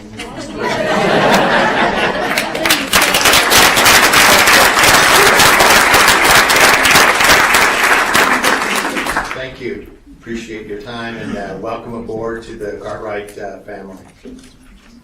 Thank you. We now move to item I, other action items, governing board resolution to denounce Governor Doug Ducey's proposed executive budget. Dr. Chavez.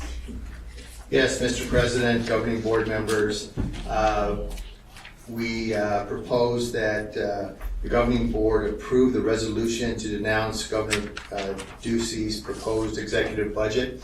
As you are aware, he's asking for a 5% cut, which is a deep cut for us. As you are aware, that for the past 7 years, we have taken several cuts, and at this point in time, another 5% cut would be detrimental to students in the classroom. If you look at your packet, you do have the resolution in front of you. Take a moment to look at it. It's on computer. It's actually in the computer under other action items, item I. You can see a copy of that resolution there. I would take a moment to take a look at it.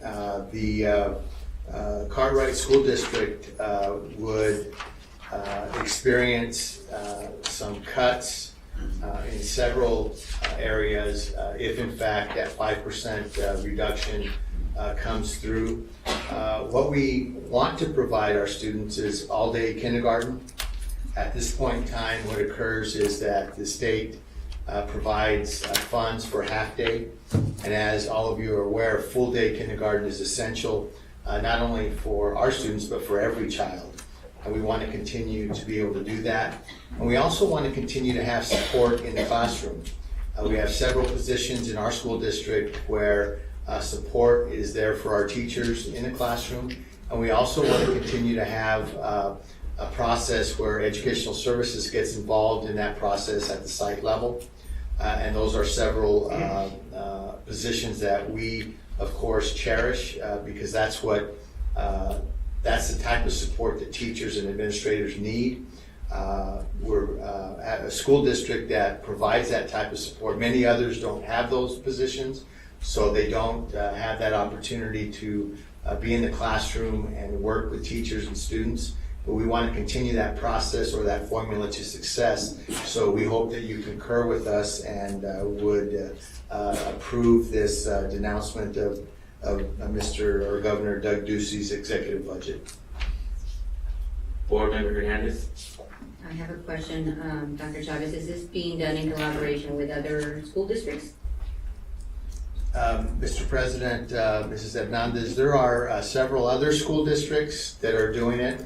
I felt it was important to make a stand and communicate that the Cartwright School District wants our students to be funded and fully funded rather than picking and choosing which schools should be funded. We have a variety of schools in the state of Arizona. Some are public, some are private, and some are parochial. And all we're asking for is a piece of the pie for our children. We believe that our children are as important as anybody else's. Hernandez. And to that point, Dr. Chavez, from having participated in previous discussions on budget and our state budget, my question, and as those board members that attended the legislative day at the Capitol and lobbied their legislators, is there a proposed budget to counter Ducey's proposal as to where, because I don't want to see monies taken from education. It all boils down to state priorities. The same thing as our budget, and we've had some discussions on that, and we're gonna be discussing that as well. Is there any proposal that proposes, if not taken from there, where else, what priorities or what has been decided? I know there's proposals from the different parties and what those are. Do we know that? There are several different proposals on the table. None of them have been approved by one particular organization. What we are hoping is that GuppiMac, the Greater Phoenix Education Consortium, can get a group of superintendents together to come up with a proposal that would be not only apropos for the times, but also a proposal that can be looked at for more than 1 year. We understand that budgets are an estimation for a particular year, but in looking at a $520 million deficit, frankly, it's going to take more than 1 year to be able to accomplish this, especially when you look at the following year. Next year, we're looking at a $1.02 billion deficit. So this should be a constructed plan that is comprehensive and have many years in mind. Otherwise, we're simply not going to get there. So I think sending the message to our governor and legislators that we indeed need the money that is due to us so that our children can get the best education possible here in the Cartwright School District. And to answer your first question, it's been placed in several school districts' agendas. I know that yesterday many school districts meet usually on Tuesdays, Wednesdays, and Thursdays, and the bipartisan group that I'm part of with over 50 school districts involved. I know that we all committed to bring this to our boards, and several of them passed it yesterday. I know that Creighton School District passed it. I will have to go back to my email and see which other school districts have passed it, but I know that also Phoenix Union is going to be placing this on their agenda as well, and they do meet on Thursdays once a month. And many other school districts are calling for emergency meetings or regular board meetings so they can approve this. To the second question that you had, the Arizona School Association is not ready at this point to have a counter proposal on the budget. We're waiting to see what the executive office and the House and the Senate, the legislators are planning on doing as well. But as of now, we feel that it's extremely important that we voice our concerns regarding this budget that we have right now that the government released. Thank you, Mr. President, fellow board members. It's just important for me, you have a pie and you divide it. And we're in a very bad situation with a deficit. And in years past, we prioritized social issues, and we've been successful in that with the help of the other party. I just think it's realistic to look at where monies need to come from. It's not that I can propose and all day I'm not into the, I know we need money, but I'm also about accountability. And in no way am I saying that I don't want our part of the money. I want it, but we've got to engage in those conversations as well. And the reason I asked about how many, if this is being done in collaboration with other school boards, is because you've got 3 resolutions. You're able to get it on the agenda to be addressed by the Arizona School Board Association at that level. Yes, and at this point, I think it's the first step is extremely important so that we can respond to the proposal that we have. And I mean, as we heard from Dr. Chavez, it's a proposal that is definitely not good for us. Any other districts are harder hit. As we know, we're in really good shape at this point. So, I ask my fellow board members to please consider supporting this resolution so that we can be another school district that have expressed our concerns to the governors. Board Member Cantu? Yes, Mr. President, do we have, Dr. Chavez, do we have ASBA's resolution? They already drafted the resolution to the governor. Do we have it? Do we have access to it, or it's being presented somehow to the board in order to see how the one that Cartwright has right here, it matches with ASBA? Mr. President, Board Member Cantu, at this point in time, the ASBA email did not have the resolution on there. I looked at it before we came to our meeting, and they didn't have it up yet, so I can't tell you if it matches or not. I'm hopeful that when they do have it up, that it's very similar language. Because I will look into the ASBA's model to see, because it will cover the entire state. I mean, ASBA will write a resolution that will benefit all the school districts, not only. And I understand Cartwright doesn't want to go through that. How this particular resolution will impact our district aside from the one from ASBA. Without, Mr. President, Board Member Cantu, I have not seen the one from ASBA. So at this point in time, I can't make a comparison or compare and contrast the two documents. So at this point, with this resolution, we're just acting on our behalf, our Cartwright behalf. Is that correct? That's correct. Thank you very much. And also, I would like to note that the president for the Arizona School Board Association, Jesus Rubalcaba, is supporting this resolution as with his hat as a Hillman governing board member as well on their upcoming board meeting. Given the fact that the ASBA doesn't have a position yet on this budget, he's not signing this resolution as the ASBA president, but he was instrumental on drafting this resolution.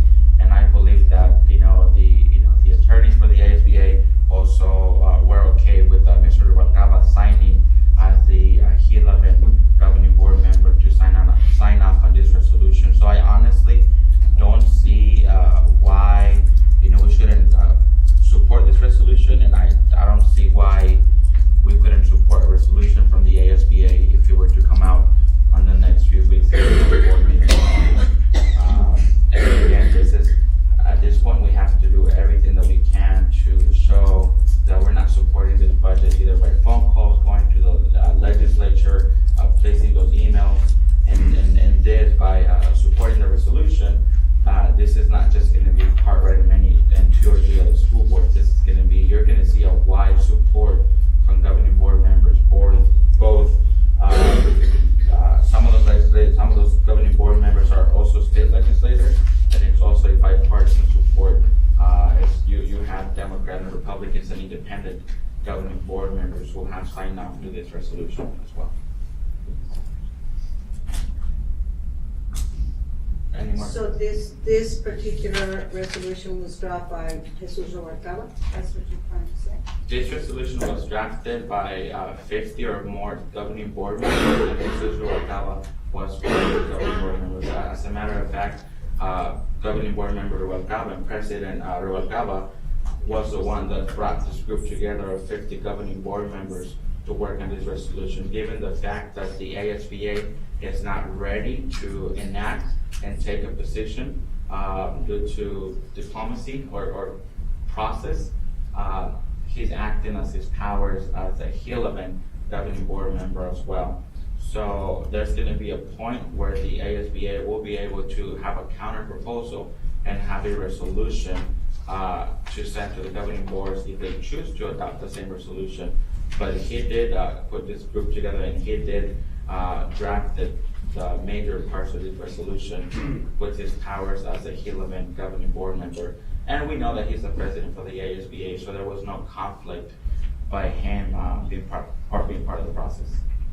And I understand, I just have my questions, I want to clarify some questions, because if he is asking us as a board to throw a resolution and he has not done his own as the president of ASBA, I was wondering why.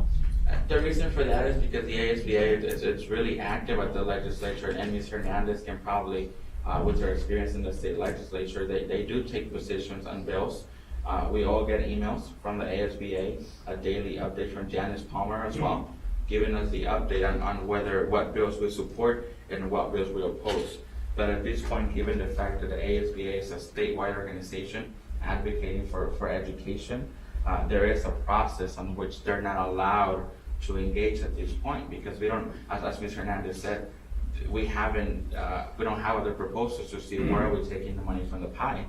So as of now, this budget proposal that we have from Governor Ducey is not a good budget for our communities, especially for Cartwright. Therefore, we have to respond in a way that we can be proactive in order to show that we don't support this issue. And I don't know when Governing Board Member Rubalcaba is going to be having his meeting, but many of the governing boards are calling for special meetings right away, and I called Dr. Chavez to place this on the agenda right before the cutoff time that we have legally, which is 24 hours, to make any changes to the board meeting, because the other option was going to be to ask all of you to come to a special board meeting so that we can adopt this resolution. I know we have busy schedules, we have a job, we have a lot of vacation, many reasons, so therefore we place this on the agenda today, and you have the resolution in front of you. And as I did before, I do ask for your support. But again, it'll be up to you whether you would like to support this now or at a later time. Board Member Hernandez.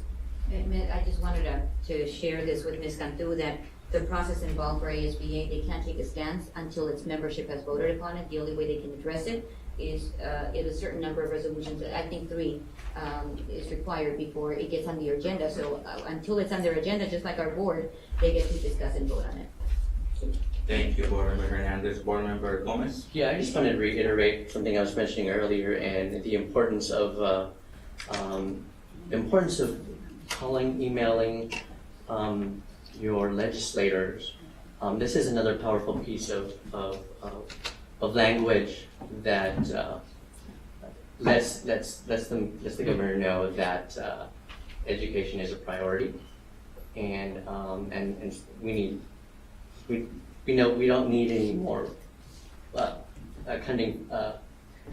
funding cuts to our education. So I think this is just a tool, another tool to help us in that. Thank you.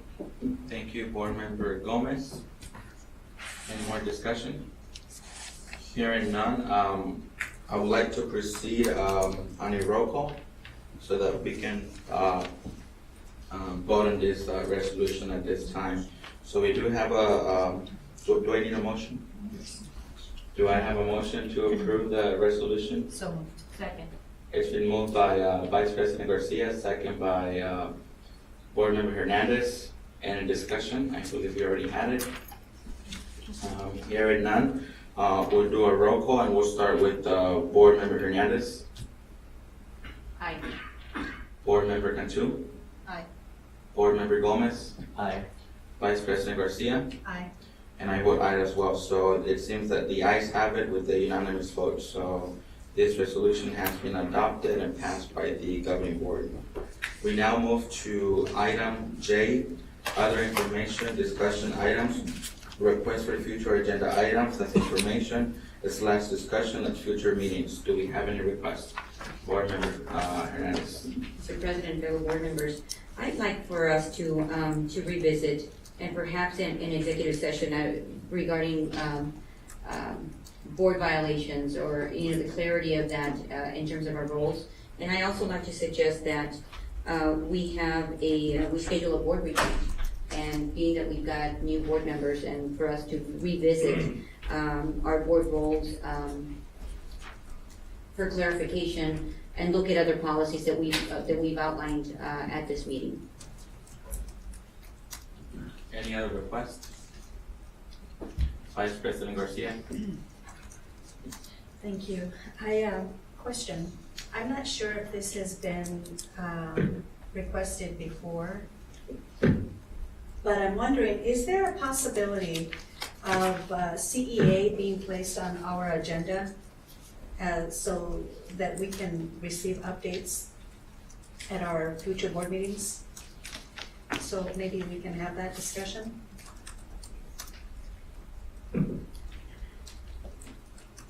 We, Mr. President, Mrs. Garcia, we went through the Attorney General's office, I believe it was 4 years ago, in terms of creating our agenda and assuring that our agenda met all the requirements, etc.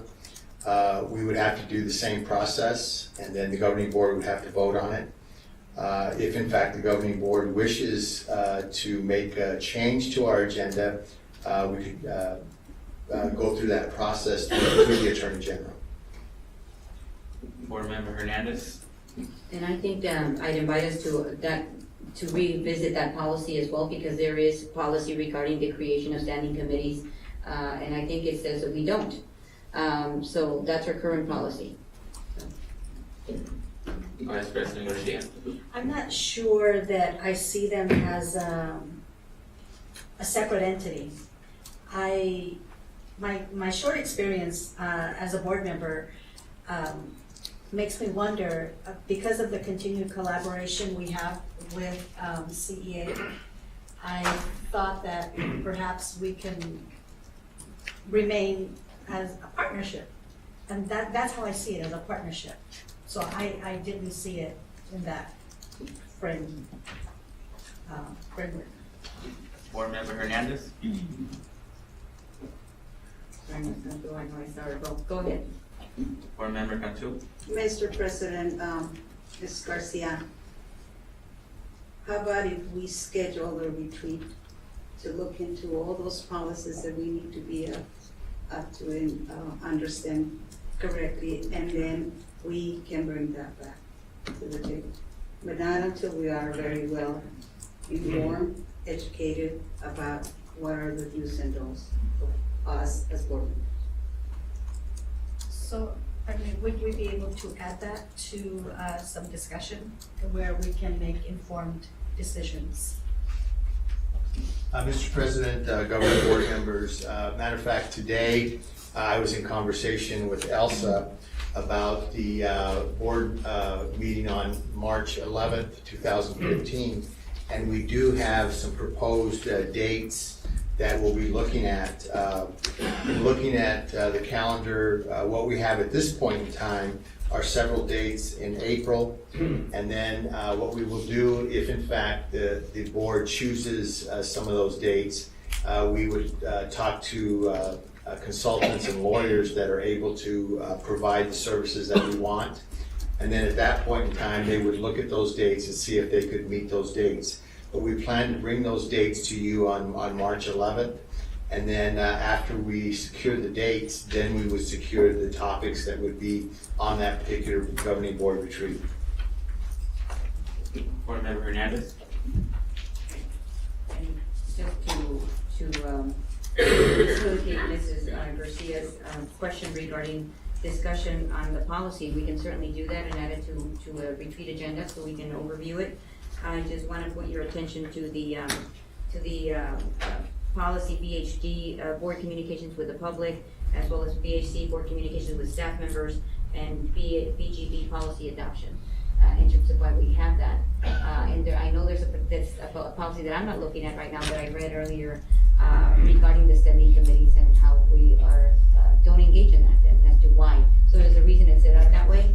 Not to say that we cannot amend the agenda as we have it, but I would also venture to add to that group, along with CEA, other organizations, including SITE, to be able to report to us at every board meeting, as in partnership, with parent organizations or anybody else as well.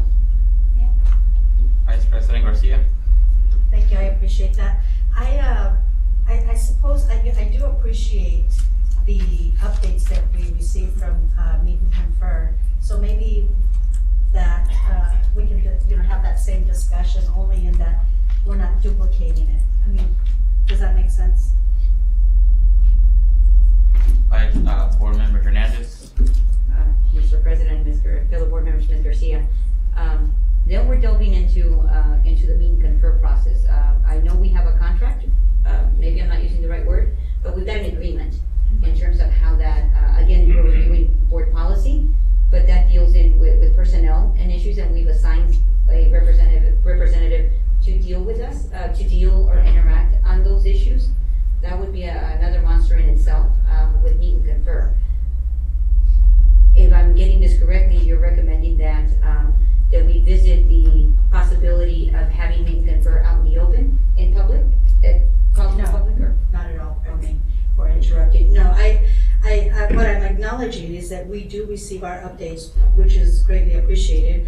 But I also want, because we have this partnership with CEA, what I'd like to do is just to maintain transparency. If they have things that they'd like to discuss, moving forward, of course, I would be open to hear them because they too have a voice. And if we are, in fact, the partnership, then I do want to hear what they have to say. Board Member Hernandez. I have a question just for clarification. So the organization is not able to communicate with the board and staff as our agenda stands right now. I guess I need to understand that better as to why or how. Not that I'm not in support of it, I just want to know. I think the rationale. because I have not been, I guess I haven't really, I don't know a whole lot about CEA. What I know is what I've learned in the short time that I've been on the board. But again, as any partnership, we would collaborate, we would educate, we would empower, whatever that looks like, to move forward as a district, to make sure, and I guess to support one another is what it's all about, is what I'm looking for. Board Member Hernandez. And that I'm still not understanding. I understand what you're saying, however, I don't see how they're not able to communicate with us at call to the public as it's open to all to do a presentation or to ask questions or to, I don't know how putting them on the agenda would change that. And if I may, I know that in Phoenix Union, they have both associations on the agenda and also the Administrators Association give an update to the board at every board meeting. And then if they have the option to whether, if they don't have an update, they don't have to give an update, but I think what Ms. Garcia is referring to is to, through policy, looking at what we have and then finding the way that we can add them to the agenda as we have our board updates, for CEA to have their update to the board. I know that Phoenix Union has that with their 3 associations.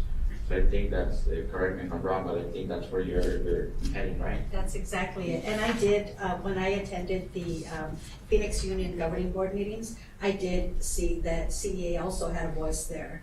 And once again, I would like to be able to offer the same courtesy here at Cartwright. Thank you. Board Member Hernandez. I'm sorry, I'm still not seeing how that changes the ability to listen. Because it's open for, I mean, we're open to presentations and we hear, as you've experienced, anybody that wishes to address the board. But I'm fine with that because this is what I've echoed to my fellow board members over the last few years. When we've had the organization advocate through them, it was up to board policy. And I saw no movement on anybody's part in coming forward. But I would like to understand more that rationale as to how that limits communication. And if we do so, we're going that direction, I would like to invite, a parent group and perhaps the other representatives and other stakeholders in our district for that. My request, I would like to echo Board Member Hernandez's request. I think based on what we have heard today, we do need a retreat that perhaps is not our usual 5:30 to 8 p.m., but a Saturday morning, an all-day event, where we can revise our policy that we have as a governing board our current policy that we have adopted over the years. I spoke with Board Member Hernandez during the break, and I know that she has her packet with the policy that we have. And I think it'll be really important for us as a board to take the time to review those policies with the administration and perhaps the attorney if we need to, so they can help us interpret some of those policies as well. So based on the urgency that I saw from the board, I would hope that by the next board meeting we can consider a date, a Saturday or a day during the week that we can all come together, not for 2.5 hours, but perhaps a good 6 to 8 hours where we can revise the policy that we have. And I would hope that we can do that with consensus from the board no later than April as well. Since we are finishing the school year and we do have spring break and summer's coming and we're reducing to one board meeting per month as well, so I think it'd be important for us to really find the time to commit to this retreat as soon as we can. Mr. President, for the board members, I just want to remind us that the agreement that we shared, that we signed on to, and not the proper word is escaping me, but the agreement that we have among us in terms of our participation, that was one of our priorities, and so we just simply have to follow up on that. It is something that we've established. In addition, and for clarity regarding the perhaps a study session or whatever is most appropriate, Dr. Chavez, or perhaps even an executive session to discuss, when I said violation of board policy, 1, but 2, revisiting becoming familiar with the open meeting law and how that works. Because I've got some questions in terms of our recent discussions that we've had, some clarification and direction from the attorney. Thank you. Dr. Chavez. Thank you, Mr. President, governing board members. Just a friendly reminder that our schools will be closed for spring break the week of March 16th. The district office will remain open but with limited staff. So I just wanted to relay that information to you so that you're aware of when our spring break happens. Thank you.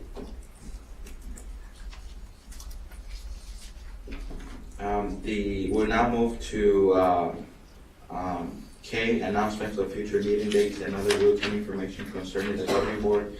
The next regular governing board meeting with executive session will be held on Wednesday, March 11, 2015 at 6:30 p.m. at the Cartwright School District Boardroom.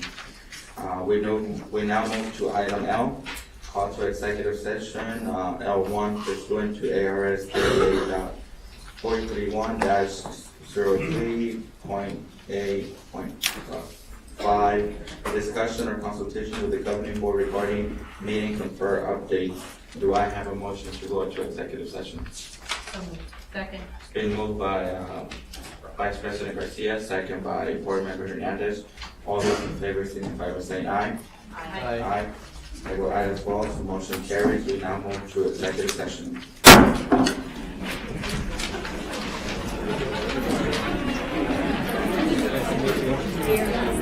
Thank you and congratulations.